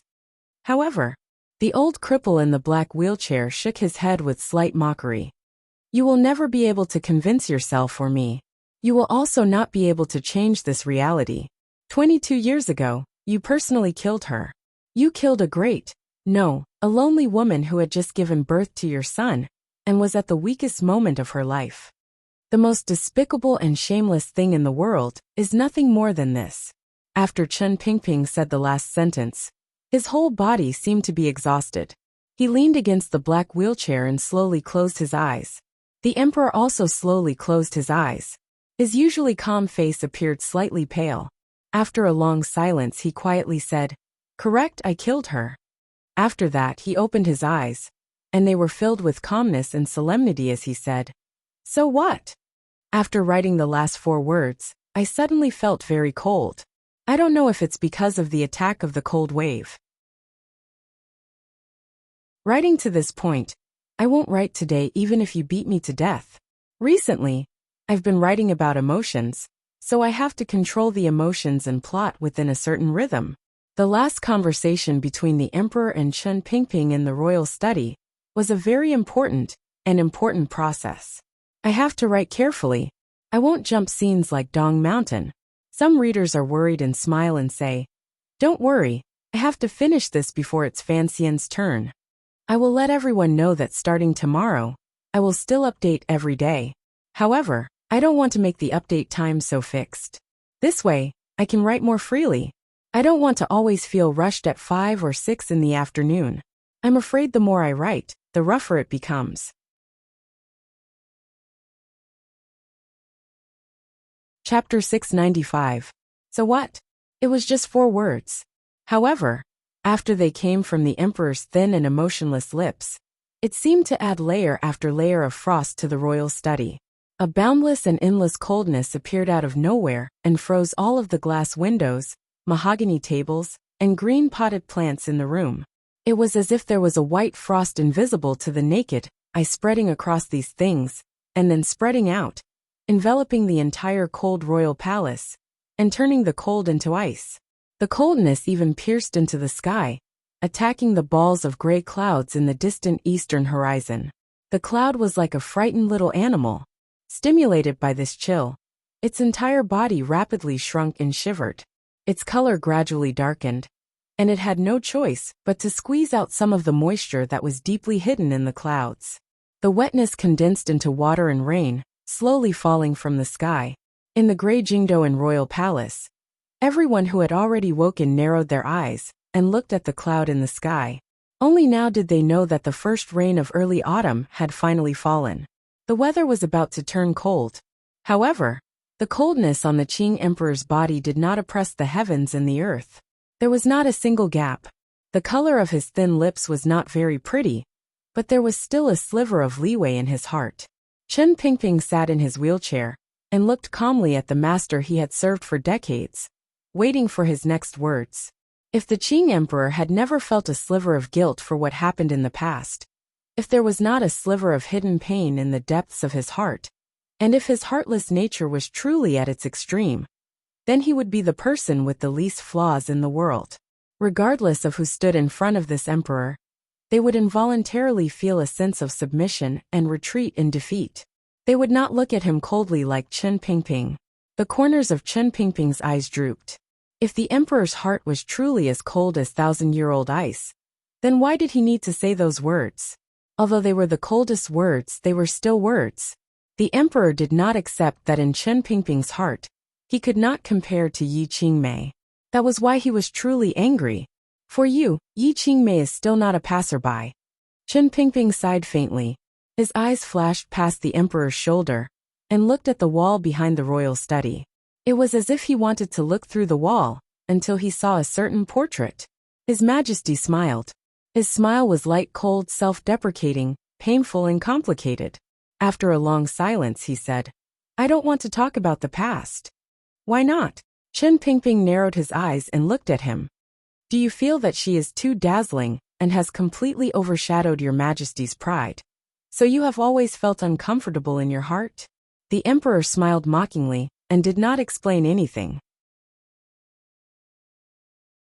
He only said, Xiao Yezi has never been someone who likes to show his face in public. So you also know. Chen Pingping cackled. There was a trace of resentment in his hoarse voice. What on earth can't you tolerate? I can't tolerate it, or this world can't tolerate it. The emperor slowly raised his head and looked straight into Chen Pingping's eyes. Coldly and solemnly he said, "Perhaps you people have never thought of this question." His cold voice came to an abrupt end. It was clear that the Qing emperor did not want to talk about anything related to the past. Even when faced with a companion who had accompanied him for decades. Even in such a situation, he still valiantly held onto the piece of underworld in his heart and did not want to touch it. However, Chen Pingping had returned to the capital to meet his death in order to tear open the veil that had isolated this middle-aged man for thousands of years in this seemingly undefeatable man's heart. He wanted to reveal the wound that might exist in his heart. Only then could he weaken him. Chen Pingping stared into the Qing emperor's eyes and said, "Was it the Empress Dowager's great displeasure, the powerful backlash of the nobility, or your pride that made you make such a cold-blooded and heartless decision?" The Qing emperor's face was indifferent. He did not answer his question, but his eyes gradually grew empty. Their focus drifted somewhere. Coldly he changed the topic. "Then, what made you make such a treasonous decision? You are a eunuch. Do you like women?" "A eunuch." Chen Pingping slowly lowered his eyelids. "I said earlier that I would be good to whoever was good to me. I have always remembered her kindness to me. Her death was tragic. Presumably, it was also puzzling. I have waited these decades to ask you on her behalf. Did I not treat you well?" The Qing emperor's gaze gently swept across Chen Pingping's old face. Faintly he said, "I have bestowed upon you supreme glory. I have bestowed upon you a position that normal officials would never have. I have bestowed upon you trust. Yet, you have come to ask me because of a woman who has been dead for 20 years? Chen Pingping gazed at the emperor with a not-quite-there smile and suddenly said, "She treated me well like a friend. Your Majesty treated me well like a servant. How can they be the same?" The emperor waved his hand tiredly. He didn't want to talk about this question that had no answer. The encounters in one's life were always wondrous, particularly with the Qing kingdom's former companions. The entanglements between them probably could not be explained even if they talked for 3 days and 3 nights. Chen Pingping continued, "I was only a eunuch in King Cheng's manor, but she never showed any disdain for me because of my crippled body. She treated me sincerely and as a friend. This is a treatment I have never enjoyed in my life. Not before her and not after her." He suddenly smiled slightly and said, "Fortunately, Fan Xian is more like her." In the quiet royal study, Fan Xian's name was particularly ear-piercing. The emperor, who had maintained his coldness with a powerful state of mind, furrowed his brows slightly when he heard Fan Xian's name. "I don't want to talk about what Xiao Yezi has done for the Qing kingdom, the Li royal family, and us." Chen Pingping sighed tiredly. There was no need to talk about the past. It was all stored in the hearts and minds of these companions. No one would purposely remember it, but no one would forget it. His voice was slightly sharp as he said, "Yes, when you first ascended to the throne, the court was not stable. You wanted to push through new policies, but the backlash was too great. The Overwatch Council I controlled monitored the governance of officials, and also caused some instability in Jingdo.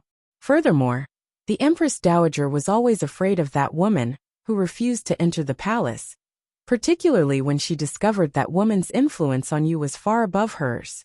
That stupid empress had just married you and didn't know why you didn't stay in the palace every day, and instead went to Taiping Courtyard to climb over the wall. Yi Qingmei has helped you. By the seaside in Danzhou, the picture she once promised has gradually unfolded. The old Yi family has already built 3 workshops in North Min. The foundation of the Qing kingdom has been firmly established.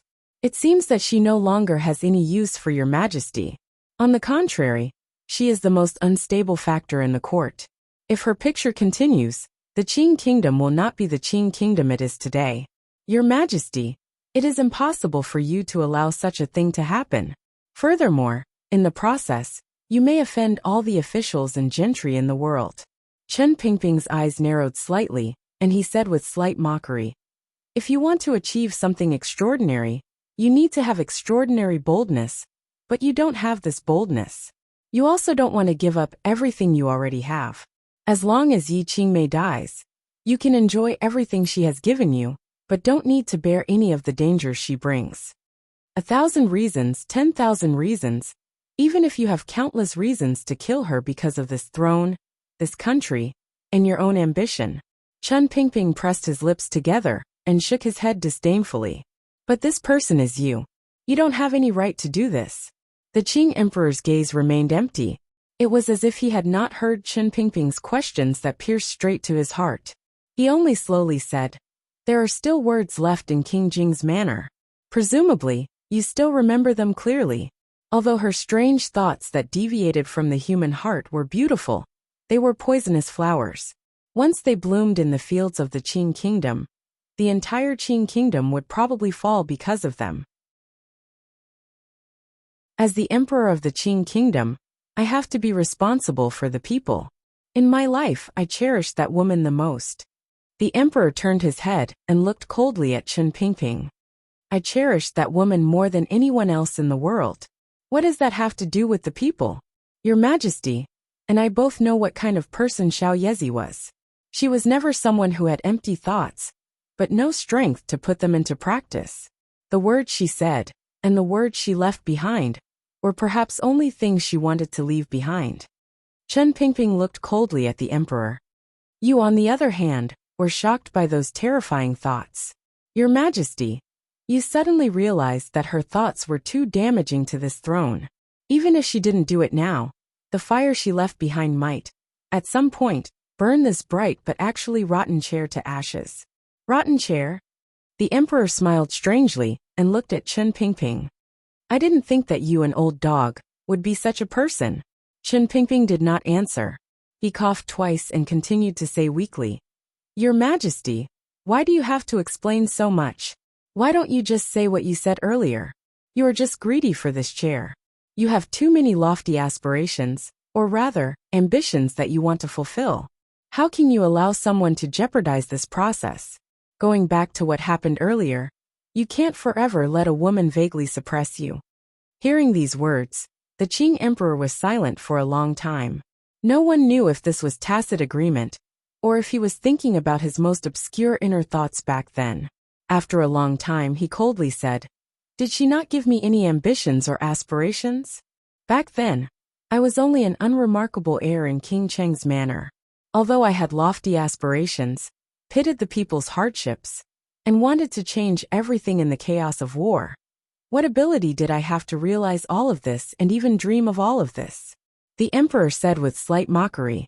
It was her, Yu Fanjian, and everyone else who allowed me to walk step by step to the throne, and have all of these dreams, and the possibility of realizing all of this.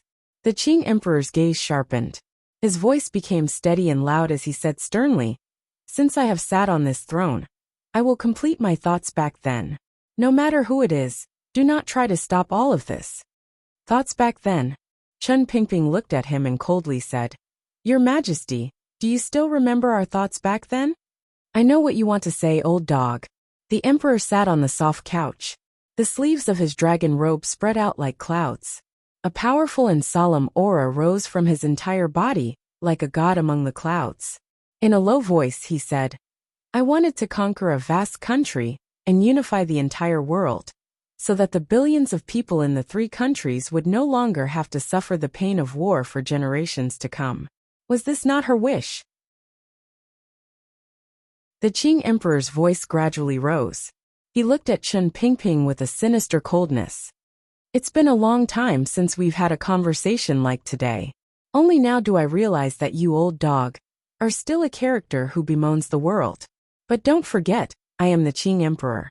I don't care at all about the agreement back then, or what I once betrayed.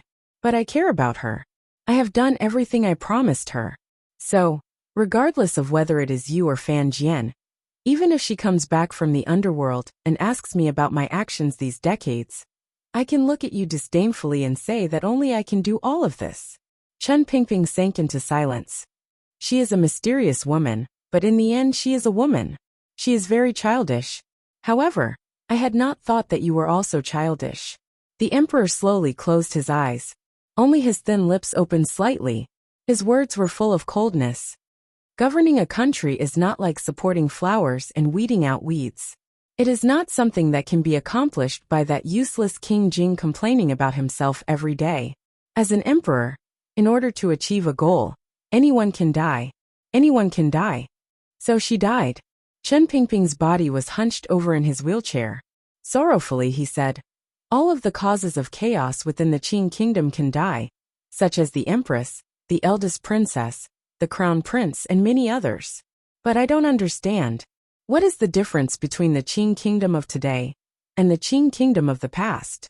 What is the difference between this world and the world 20 years ago? Your Majesty, you say that you are the one chosen by the world. For the sake of your goal, you can sacrifice everything. But, if one day it is your turn to be sacrificed, will you be willing to do so? I will certainly be the master of the world, the king of the world, the Qing emperor said coldly. As long as I exist, the world will be better off. It is still an empty title, Chen Pingping sighed.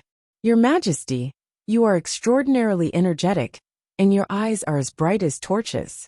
The Qing kingdom's governance has never been better. But what will happen after you die? People will always die.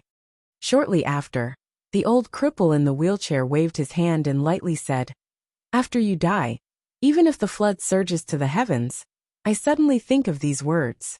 I suddenly think that this question is unnecessary. Your Majesty, I still overestimated you.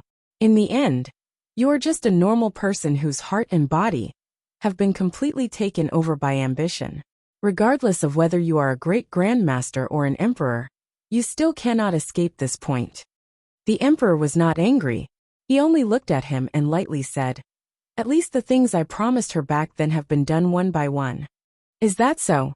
Before I die, can I listen to your Majesty's explanation, so that I can die with peace of mind?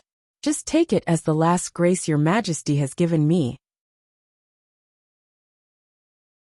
The emperor noticed the glimmer of mockery at the corners of Chen Pingping's lips. For some reason, the emperor's heart suddenly trembled slightly. Boundless anger rose in him. As an emperor, particularly one like him, the thing he could not tolerate the most was being ignored or purposely looked down on the achievements he had made in this land. He took a deep breath and closed his eyes. Slowly he said, I don't need to explain anything to a eunuch like you. After I die, I will tell her one thing at a time. Your Majesty, do you have the face to see her after you die? Today, Chen Pingping was completely different from the past. When a person was about to die, his heart was clear, and his aspirations were strong. In front of the most powerful person in the world, he coldly and harshly scraped at his heart. I heard that by the Danzhou Sea, you once explained these so-called things to Fan Xian. Are you trying to comfort yourself? Or do you want to use Fan Xian to have her, in the unseen world, forgive you? These words were light, but they just happened to pierce the Qing emperor's heart. The Qing emperor opened his eyes. They were still that strange emptiness, but his face was slightly pale. Why would I not dare to see her? The Qing emperor was silent for a long time. He then suddenly laughed. His laughter echoed through the royal study. That year by the Danzhou Sea and in King Cheng's old manor, I have already done, or will do what I promised her. Everything I have done in my life. Are they not things she has once hoped for endlessly? Chen Pingping only looked at him coldly. The Qing emperor's voice became low. He coldly said, she wants to reform and root out the evils of the court. Fine, I will do as she says. I will change the reign, change the system, and carry out new policies. She said that you must listen to advice, so I granted the imperial censorate the right to discuss matters. She said that establishing a postal system within the country is of great benefit to business and the people. Fine. I spared no expense in national funds, and used the shortest amount of time to build a postal system throughout the country. She said that the eunuchs in the palace are pitiful and hateful. The Qing emperor glanced coldly at Chen Pingping. Thus, I abolished the custom of sending eunuchs to each manor and duke's manor, dispersed half of the eunuchs in the palace, and strictly prohibited eunuchs from interfering in politics. She said that a country cannot be rich without commerce. Thus, I greatly supported the merchants and sent Xue Qing to be permanently stationed in Jiangnan to prevent the court from interfering in the business of the people. She said that the country would not be stable without agriculture. Thus, I put great effort into irrigation and set up a river transport yamen to repair the long river dikes. She said that she wanted newspapers, so I made newspapers. She said that she wanted lace, so I painted lace. The emperor spoke faster and faster. His eyes grew brighter and brighter. In the end, he seemed to be moved.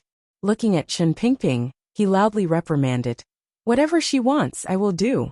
What right do you have to criticize me? Chen Pingping smiled. It was a very happy and strange smile. He gazed at the emperor and quietly said, You said these words very skillfully. Presumably, other than by the Danzhou Sea, you often talk to that portrait in the little building. Are you trying to comfort her in heaven? Or are you trying to drive away the coldness in your heart? The Qing emperor's expression changed slightly. Chen Pingping slowly straightened his body and looked at him, enunciating each word clearly. Looking at him, he enunciated each word clearly. Carrying out a new policy is not a new policy just by changing the year name a few times. Restructuring is also not changing the Ministry of War to the Ministry of Military Affairs, and then changing it to the Bureau of Military Affairs. Your Majesty, do you remember what the Imperial College was called in the beginning? Do you remember that there was once a yamen called the Institute of Education? The Tungguan Pavilion? What is the Transfer Office? What is the Transport Office? The new policy is not a new name. It is a new policy. Chen Pingping's sharp voice was like a whip, striking the emperor's face. Restructuring is not a change of name. What **T new policy? Making the officials and people not know what the yamen is called is a new policy? Are you deceiving the people of the world? Or are you deceiving yourself? The imperial censorate discussed rumors? In the end, how did it become a lump of mud in the hands of the eldest princess of Xinjiang, allowing them to discuss without charge? In the autumn of the 5th year of the Qing calendar, the imperial censor of the left surrendered. Those imperial censors wearing brown official robes were cruelly flogged because of Fan Xian, who gave this order. Not to mention the postal route system. This is a complete joke. Sending a letter costs a tael of silver. Other than the children of officials, who can afford it? Other than feeding a large group of lazy relatives of officials in the courier stations. What use is this postal route? Strictly forbidding eunuchs from interfering in politics? Who the hell was Hong Xiang? An assassin entered the palace and involves court and national affairs. He is a commander eunuch, yet he has the authority to lead the investigation. Fine, even if his identity is special, then let me ask your majesty. When eunuch Yao goes out, a large group of second and third level officials have to bow and make way. What does this mean? The court greatly supports the merchants. The court does not interfere with the business of the people. Chen Pingping's voice grew sharper and sharper. With disdain he said, How can the Ming family have so many shares of the nobility?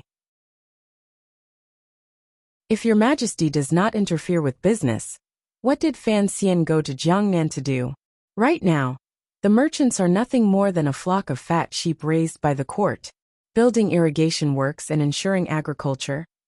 Chen Pingping's smile became more and more out of tune. Haha, the river transport governor's yamen is the blackest yamen in the world. I wanted to investigate many years ago, but your majesty, you have the heart of an emperor. You know that this yamen hides the connections of half the world's officials. You don't want to shake the court, so you can only allow it to rot. What happened in the end? When the river broke its banks, how many people drowned? How many people froze to death in the winter between the 5th and 6th years of the Qing calendar? Even if Fan Xian and his wife desperately stuffed silver into it these 2 years, they could only keep it going. There's also that troublesome newspaper and lace. The corners of Chen Pingping's eyes narrowed as he looked mockingly at the Qing emperor. The newspaper she spoke of is something to open the people's minds, not some useless dog shit from the internal court. It shouldn't just have the story of me, an old dog. There should be other contents. Your Majesty, do you think I'm right? The emperor's face grew paler and paler, until it was almost transparent. He did not hear Chen Pingping's last words at all.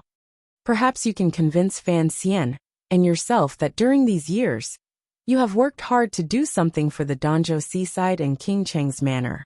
You have worked hard to make up for something, and put into practice something.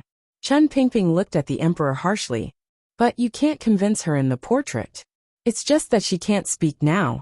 Your Majesty, you also can't convince me. Unfortunately, I can still speak now. The emperor was silent for a long time.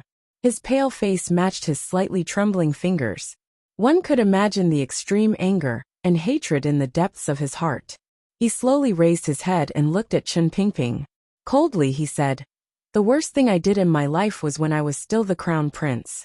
I heard her say that the officials of the court needed an independent yamen to supervise them. So, I ignored everyone's opposition and wrote to my father to forcefully establish the Overwatch Council yamen. All the more reason I shouldn't have listened to her and let you, an old dog who can't be raised, a eunuch covered in the stench of urine, become the first director of the Overwatch Council." The Qing Emperor's voice was calm, but there was a boundless coldness in it.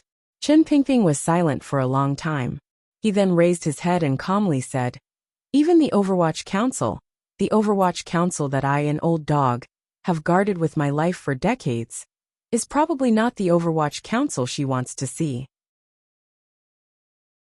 The emperor listened to the old cripple faintly say, "The Overwatch Council is an organization to supervise the officials. It is not the strange and powerful secret service organization it is now, particularly when this council is yours." Chen Pingping suddenly smiled awkwardly. His eyes stared straight at the emperor's face. "Do you still remember what was written on the stone tablet in front of the Overwatch Council?" It was a line of shining golden characters that forever shone in front of the Overwatch Council's sinister and square building. It attracted the gazes of countless Jingdo people. However, no one would ever see these characters clearly. The officials of the Overwatch Council all memorized them clearly, but they did not know the meaning hidden behind these words. Most importantly, perhaps those people back then knew the full text of these words. Regardless of whether it was the emperor or anyone else, perhaps they had all unconsciously forgotten this point. In the entire world, only Chen Pingping and the earliest people of the Overwatch Council still remembered these words. I hope that the people of the Qing Kingdom can all become uninhibited people. When being mistreated by others, one must have a heart that will not yield. When being attacked by evil, one must have a heart that will not be frustrated. If there is something wrong, one must not have a heart that is afraid to correct. One must not suck up to wolves and tigers. These were the words Yi Qingmei left for the Overwatch Council. However, she did not finish. There were two more lines that, for some reason, disappeared into the dust of history. Chen Pingping gazed indifferently at the emperor. His dry lips trembled slightly. Enunciating each word, he said, "I hope that each of the people of the Qing Kingdom can become a king. They can all become the one and only king that rules over the territory they call their own." "Your Majesty, my king." Chen Pingping's gaze carried a burning passion and a stubbornness that he was willing to give everything for. From the beginning, the Overwatch Council was used to monitor you.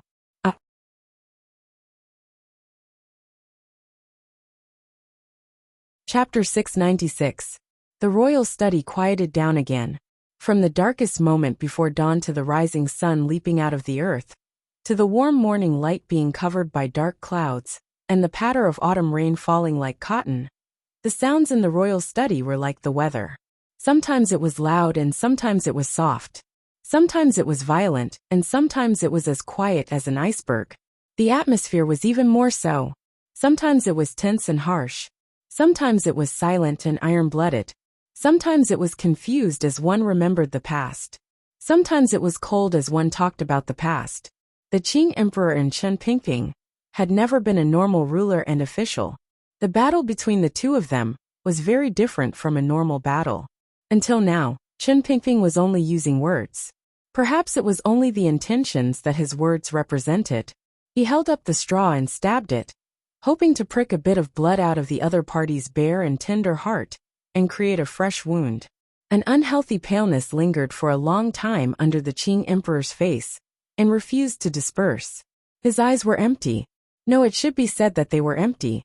His slightly thin face, paired with his current expression and gaze, appeared particularly cold. No one knew what kind of waves of shock the Qing emperor was experiencing in his heart. He only looked calmly at Chen Pingping. After a long silence, he slowly said, "What right do you have to monitor me?" He coldly said, "I gave up everything in the world. Do you understand what I am searching for?" This was a kind of disdain an emperor had for the old dog. Chen Pingping's hands rested naturally on the arms of the black wheelchair. He looked at him lightly. There was only coldness and disdain in his eyes. The coldness and disdain the ruler and official had for each other permeated the entire royal study. No matter how powerful you are, no matter how powerful the Qing kingdom is, you still cannot change one reality, the one you are most unwilling to admit. Chen Pingping lowered his eyes slightly and said, "In the end, the power of the Qing kingdom still relies on her legacy. If she had not left behind the palace treasury to endlessly send blood to the court, if she had not left behind the Overwatch Council to help the emperor control the balance in the court, how could you have allowed the Qing kingdom to last until now when the Qing kingdom has fought for years?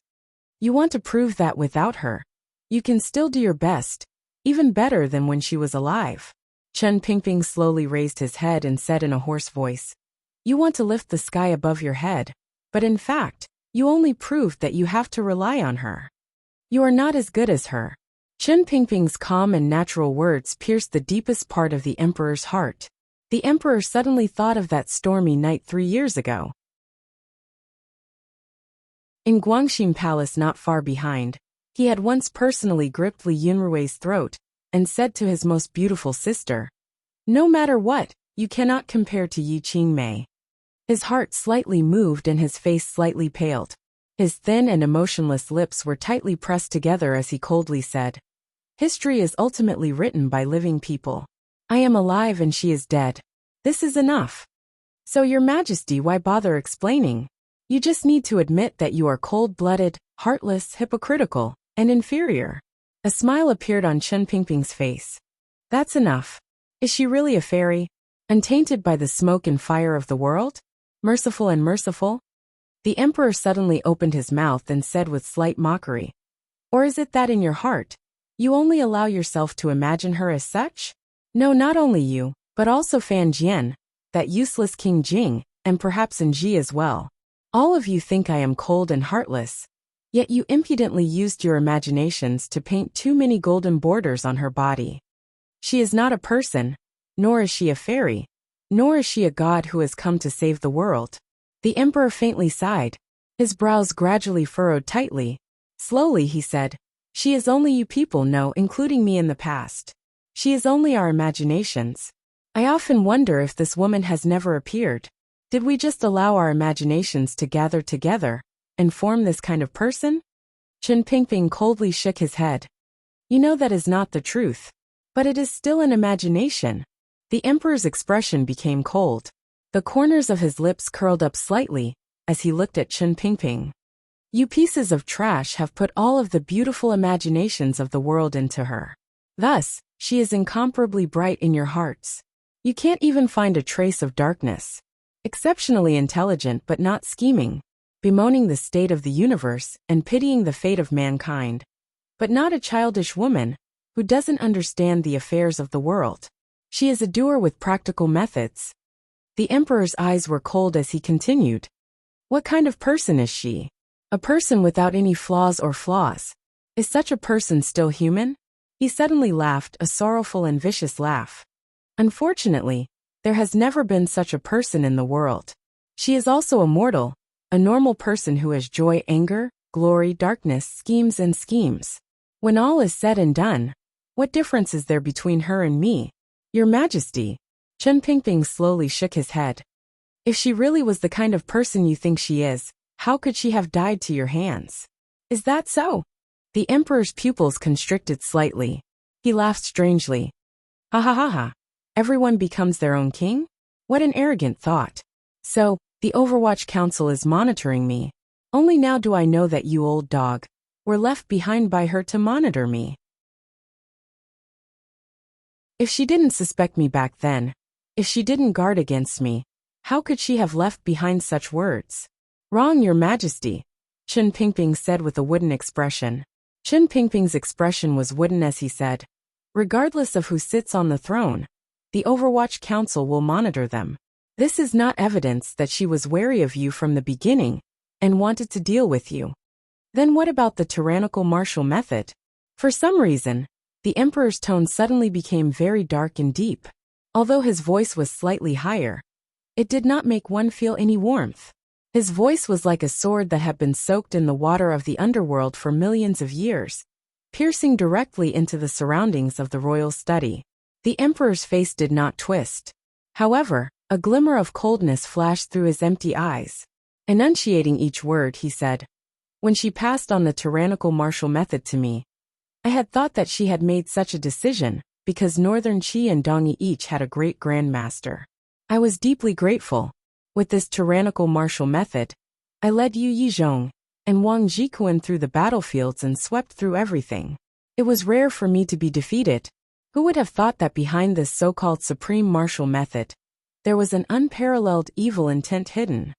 After the emperor's voice left his anger, it became unusually cold. "When I first went on the northern expedition, I sensed that the tyrannical Jinqi in my body was restless and restless. However, it had to be done. I led the army forward and fought a series of battles with Zhang Qingfeng in the northern mountains. However, it was at this time that the hidden danger exploded. In my body, all the meridians were broken." Chen Pingping was silent. He was one of the people who knew this period of history the best. The northern expedition had been difficult. Zhang Qifeng had been extremely experienced in using troops. The Wei Kingdom's military was particularly strong. The Qing Kingdom had taken the risk of sending tens of thousands of troops to the north. It was truly a choice of death. However, the Wei Kingdom was already rotten. The people had no way of making a living. If they wanted to change the situation and create a new situation and possibility for the future, the Qing Kingdom had to send out troops. At that time, the Qing Emperor, who was the crown prince, led the army on the northern expedition. Chen Pingping remained in the newly established Overwatch Council. For one, he had to ensure Jingdo's safety. For another, he had to maintain a distance from the battlefield and ensure that he could make decisions calmly. Coincidentally, the battle was at its most intense. When Zhang Qingfeng led the army to surround the Qing army on the outskirts of Shao Mountain, the commander of the Qing army, the crown prince, was suddenly heavily injured. All the meridians in his body were broken. He lay motionless in the military camp. Although Yi Zhong, who was a deputy at the time, and Wang Jikuan, the young officer of the personal soldiers, stood out at the most critical moment, the Qing Kingdom was already at a disadvantage on the battlefield. The commander was suddenly unable to look at the situation. In a flash, Zhang Qingfeng's army advanced. The Qing army was torn apart. The crown prince was also trapped in the mountains. It was at that time that Chen Pingping led the Overwatch Council's Black Knights to complete their shocking first 1,000-li advance. They forcefully tore a large hole in the net the Wei Kingdom's army had woven. Braving endless risks, they rescued the crown prince, who was now the Qing emperor. There was no need to mention the hardships along the way. The Black Knights were almost completely wiped out before they managed to rescue the emperor. At that time, Chen Pingping had a question in his heart. Just what kind of strange injury had the emperor suffered? There were no major wounds on the surface, but the meridians inside were all broken. He had become a cripple. During these years, Chen Pingping had guessed some things. Fan Xian had also once faced the danger of almost having his meridians all broken. He knew where the emperor's strange and terrifying injury came from. Presumably, it was the dangerous juncture that would inevitably appear once the tyrannical martial method reached a certain realm. My body could not move. My eyes could not see. My mouth could not speak. It was as if there were countless sharp little knives inside my body endlessly cutting at my organs, bones, and flesh. The emperor's gaze was empty. Coldly he said, "That kind of pain, hopelessness, loneliness, and darkness is not something you can imagine. My will has always been strong. At that time, I couldn't help but think of suicide. However, I couldn't even move a finger. I wanted to die, but I couldn't." The corners of the emperor's lips twitched slightly. He smiled self-mockingly. What a tragic and wretched end. He glanced at Chen Pingping lightly. That day, if you hadn't risked everything to save me, perhaps I would have died then. Chen Pingping was silent. He did not mock or respond. The emperor's nose twitched slightly. Coldly he took a deep breath. However, the heavens did not abandon me. After many months of such pain and suffering, I finally woke up. Not only did I wake up, but I also finally broke through the juncture of the tyrannical martial method. The emperor's voice trembled slightly. Decades had passed. When he thought of that terrifying and inhuman torment, his strong heart still couldn't stop shaking. He lowered his head and looked at Chen Pingping with slight mockery. What exactly did she want to do with this fatal martial method? I asked her how to break through the juncture. She said she didn't know. The emperor suddenly laughed. His eyes narrowed slightly. Coldness seeped out from the cracks. She didn't know. She created Kuhi, Sigajian and me. She actually said she didn't know.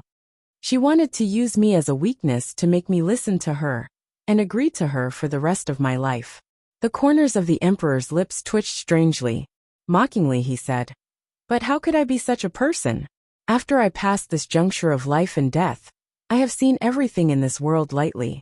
I have also finally understood that this dazzling woman in your eyes actually has her cruelest side. Since the heavens do not abandon me, how could I abandon myself?" After hearing the Qing emperor's words, Chen Pingping smiled slightly. After letting out a sigh, he continued to display his restrained smile to its fullest extent. Shaking his head, he laughed hoarsely and said, overly suspicious. Your Majesty, you will probably never be able to escape this in your life." Chen Pingping's laughter was very ancient and sorrowful. He looked calmly at the emperor and said, "Excuses will forever be excuses. Perhaps you thought so back then. However, Fan Xian has also practiced it. If it weren't for Haitang helping him, he would probably also have fallen into that hell-like juncture. She has always had the heart of Tianyi Dao in her hands." The emperor slowly closed his eyes. "But that could forever remain in the 9th level realm," Chen Pingping said with slight mockery. "Are you willing?" Without waiting for the emperor's reply, he gently waved his hand and sighed. "There is no need to bring up the things of the past. Since you can even doubt her, you can doubt everyone in the world. However, this kind of doubt is a bit too laughable." Since it was laughable, he had to laugh. Chen Pingping laughed. He rocked back and forth in his black wheelchair. Murky tears almost squeezed out from between his old eyes. "I just want you to know before you die that what you remember is just an illusory illusion." The emperor opened his eyes and shook off his memories. Looking at Chen Pingping coldly, he said, "You are my dog, yet you are asking me on her behalf. I want you to know that the mistress you loyally protect is not a pure and untainted fairy." Chen Pingping stopped smiling. His shoulders sank slightly. After a moment of silence, he replied, "I am not a saint who regards the world as my responsibility, nor do I have the right to be a saint. When I criticized you earlier, it was not for the common people in the world, nor was it because I felt any pity for them. It was just that this was her dying wish. Yes, Your Majesty, we have met today not for the common people. It is only a personal grudge." He raised his head and looked calmly at the emperor. "You killed her, so I will avenge her. This is a personal grudge, not some dog*t righteousness. This is a very simple matter, and does not need to carry any other meaning. I don't care at all what kind of person she was. Whether she was a fairy that fell to the mortal world, or a little demon girl with other schemes inside. What does that matter? She is called Yi Qingmei. That is enough," Chen Pingping said slowly as he looked at the emperor. The emperor looked at his old comrade in the wheelchair. After a long time he sighed gently. The glimmer of a smile rose to his face. However, this smile represented a deeper meaning. In his eyes, this old dog was already dead. "This is a strange and chaotic emotion," the emperor said coldly. "Overseeing the ruler of a country, a eunuch who can't forget a woman. So you have already gone crazy many years ago. Of course, I must admit that I have been deceived by you for many years. The Overwatch Council is indeed troublesome in your old dog's hands. The entire Overwatch Council only knows of Chen Pingping, and does not know of me, the emperor. This is my indulgence of you, but it is also your ability. However, I do not understand. What right do you have to raise the knife of vengeance against me? What ability do you have? The emperor looked at Chen Pingping with faint disdain. He picked up the cup of cold tea. He had not drunk in a long time, and slowly took a sip. Chen Pingping also picked up the still warm cup of tea from the front of the armrest of the wheelchair, and moistened his dry lips. A moment later, he quietly replied, "Presumably, Yan Bingyun is already organizing the Overwatch Council on your Majesty's behalf." The emperor's gaze looked at the clear yellow tea in the cup. He froze slightly, and then returned to normal. "Since I have returned to the capital alone, I do not want the entire Qing kingdom to sink into turmoil because of my vengeance," Chen Pingping said. "Thus, I will not pay attention to Yan Bingyun. You have come to meet your death just to scold me a bit?" A difficult-to-grasp smile rose to the corners of the emperor's lips. "Your Majesty understands me, which is why you have chatted with me for so long when I am destined to die," Chen Pingping said with a slight smile. Chen Pingping smiled and said, "Because you don't know what my final move is, so you must accompany me until I finish saying what I want to say." "I have already said what I want to say. I want to see what cards you have yet to reveal." The emperor smiled warmly. He had long shaken off the earlier wavering of his state of mind, and the emotions brought about by the past. He had recovered the appearance of a calm and powerful emperor. Chen Pingping did not reply. He only looked meaningfully at the emperor, and suddenly asked another question. "During these 20 years, I have already done so many things. Do you still not understand, Your Majesty?" The emperor's fingers slowly turned his head toward the celadone teacup, but his gaze slowly landed on the ground. On the ground by the feet of the black wheelchair lay a few files. Recorded on them were how Chen Pingping had step by step driven all of the emperor's family to stand against him during these years. The fire in Huichun Hall was set by the council. The imperial doctor was killed by someone I sent. The imperial relative also met the same end. As for the medicine the crown prince used, it was Fei Jie who personally made it. Of course, Fei Jie has long left this land. Even if your Majesty wanted to sentence him to death, presumably, you would not be able to. Chen Pingping looked coldly and emotionlessly at the emperor, and said each word clearly. "The matter of the eldest princess and the crown prince having an affair was something I watched coldly from the side, and helped slightly. Then, I did everything I could to let your Majesty know." The emperor's finger that was turning the teacup stopped. "That night there was a thunderstorm. Your Majesty must have lost your composure in Guangxin Palace. Although I did not see it with my own eyes, just thinking about it makes me feel comforted." The wrinkles on Chen Pingping's face melted. He appeared very comforted. "Your Majesty, why are you so angry about the eldest princess and the crown prince having an affair? Did you always feel that this sister should belong to you? However, due to your self-torturing thoughts of a wise ruler, you could only suppress it? Who knew that the crown prince would do it?" Chen Pingping laughed in a low and sharp voice. What you could not do, was done by the crown prince. How could you not be angry? How could they not die? The crown prince is dead. The eldest princess is dead. The empress is dead. The empress dowager is dead. And the second prince is also dead. Chen Pingping stared at the emperor with a sharp gaze. "All of the family by your side died at your hands. You are the most selfish and vicious ruler in the world. I will have your family die because of your selfishness." The emperor's fingers holding the teacup trembled slightly. Gently hitting the teacup made a crisp sound. Chen Pingping's voice was crisper, colder, and more piercing. "I don't have any trump cards. I just came back to the palace to tell you. Back then, you coldly let her die alone, so I can let you also smell that kind of loneliness, and then die in this kind of torture. Perhaps I can't kill you, but isn't letting you live like this the most beautiful and complicated method? I still have a few good sons," the emperor slowly said. "You even want to kill the third prince, that brat. I can't help but sigh at the coldness and hatred in your heart," Chen Pingping coldly said. "As long as it is someone with the surname Li in the palace, they all deserve to die. What about Nji?"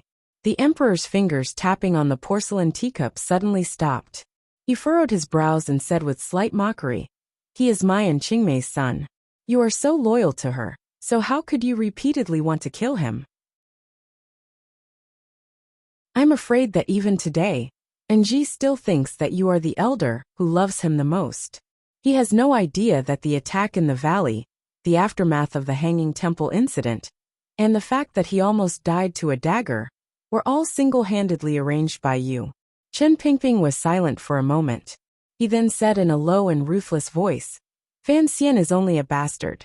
What right do you have to be the father of her son? For her, Fan Xian's existence is a brand of humiliation. Just looking at him hurts my eyes. The emperor laughed. His laughter was full of resentment. Very good. You are indeed a perverted eunuch. If I just kill you like this, wouldn't that be too much to your liking?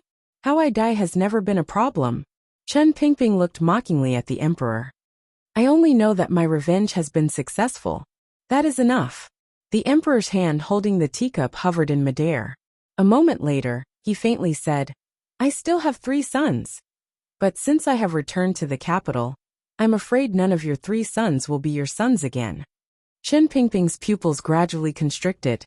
With a glimmer of icy pleasure, he laughed sharply and said, If I die to your majesty's hands, how will Fan Xian think of you?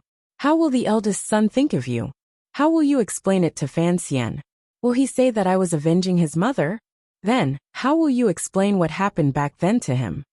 The coldness in Chen Pingping's slightly constricted pupils flared. His face gradually paled, perhaps because of excitement or some other emotion. He stared at the emperor and said word by word, Your Majesty, you will be deserted by everyone. In your loneliness, you will look at the land under heaven and have nothing. To look at the land under heaven and have nothing. What kind of vicious curse and hatred was this? The emperor's body shook slightly. His face gradually paled again. He looked at Chen Pingping with a threatening gaze and said in a cold voice, How dare you? When the emperor said these 2 words, it meant that he already knew of Chen Pingping's 20 years of complications. In the end, he had gradually stepped onto an irreversible path of success. Regardless of whether it was Fan Xian or the Great Prince, they were both very close to Chen Pingping. If the Qing emperor wanted to explain anything to these 2 sons, he would have to touch on the story from many years ago. It was impossible for him to open his mouth. Could it be that the most powerful monarch in the world could only gradually age and die under the furious and hateful gazes of his sons? The Qing emperor's face was pale. He felt boundless coldness and anger in his heart. He looked at Chen Pingping's similarly pale face and knew that he had already calculated everything that would happen next. He was using his death to launch a final and darkest attack on the royal palace. The royal study sank into a deathly silence. Outside, the autumn rain continued to fall slowly, wetting the originally dry ground in the royal palace and the cracks in the stone slabs. The royal study was filled with glass windows produced by the palace treasury. The carvings on the windows were like human faces looking at the final conversation between the ruler and official of the Qing kingdom. You seek death, but I do not want you to die easily. The emperor's face was pale, and his eyes were empty. Like a god forcefully suppressing his anger, he coldly and calmly said, I am going to escort you to the Meridian Gate. I am going to have you stand naked in front of all the people. I am going to let everyone in the world know that you, an old black dog, are a castrated person without a ***, a deformed thing that shames your ancestors and ancestors. I am going to have countless people stare between your thighs and see how you, a hateful castrated thief, used the rotten flesh between your legs to weave such an evil plot. The Qing emperor's words were very light, but they contained boundless hatred, endless humiliation, and endless anger. Coldly he said, I am going to hack you into pieces and die from 1,000 cuts. I am going to have all the people of the Qing kingdom tear off the flesh from your body, bite by bite, and then bury your skull by the side of the 3 large workshops. I am going to have you watch with your own eyes how I first kill her, then kill you, and then use what she left behind to slaughter the country, unite the world, and create an everlasting legacy. I am going to have you and all of you know that I can kill you. I am going to have you watch all of this without being able to do anything. I am going to have you cry, struggle, and regret in the underworld. The emperor's face became paler and paler, but his voice became calmer and calmer. His eyes became more and more empty. He was becoming less and less like a living person. Sitting in the black wheelchair, Chen Pingping's face was also very pale. He knew that the genes of a madman ran in the emperor's blood. He also knew what kind of tragic end he would face under the emperor's crazed anger. Ruler and official used each other's words to slice apart each other's hearts. They cut each other until they were both bloody. There was not a place on their bodies that was unharmed. They were like two pale ghosts devouring each other's souls. Chen Pingping slowly, and with great difficulty, bent his body and placed the teacup on the ground. Then he gripped the front of the armrests of the wheelchair with both hands. With his elbows as the axis, his two forearms rested calmly and comfortingly on the black and smooth armrests. He didn't think of anything. He only repeated the habitual action he had repeated countless times over the years. His gaze once again swept past the emperor's pale face and thin and powerful shoulders. He stared straight at the wall behind the royal study. It was as if he could see through the wall and directly into the little building in the rear palace. He saw the painting of the yellow-clothed woman's back, incomparably desolate and lonely. She looked at the scene of tens of thousands of people repairing the river at the foot of the mountain. He was speechless for a long time. Chen Pingping was speechless for a long time. He thought to himself that this was good, this was good. Xiao Yezi. A strange smile rose to the corners of his lips. It was as if he could see the image of that little girl floating in the air behind the royal study. That little girl looked at him with distress and asked, "Are you really a eunuch? Then, are we going to call each other sisters or what?" The emperor heard Chen Pingping say these three words. Xiao Yezi. This name had been hidden in his heart for many years. This name was like a curse that he could not free himself from. Although he could not think of it for a long time, once he realized that he had not forgotten, that face and that person would appear out of nowhere and look at him with a glimmer of confusion, sorrow, and disdain. He unconsciously followed Chen Pingping's gaze and turned his head slightly. He then heard a loud sound. There was a loud bang. A wild wind blew in the royal study. Two violent gusts of gunpowder, iron sand, and steel balls blasted violently toward the Qing emperor's body. The Qing emperor was a scholar. He would not die so easily. Sister Pingping was a stubborn person. His revenge had actually already accomplished much in the past. He had done his best within the limits of his abilities. Furthermore, the direction of his revenge was correct. As for what he said was only to help Fan Xian in the end, presumably everyone knew. You're tuning in to the Li Mei's Sword of Destiny YouTube channel. We're so grateful for your support, and don't forget to subscribe to join us on this incredible journey through captivating stories. Your generosity through donations truly makes a world of difference, as it's the primary source of revenue that allows me to expand and enhance this channel for you. Thank you from the bottom of my heart for being a part of this adventure.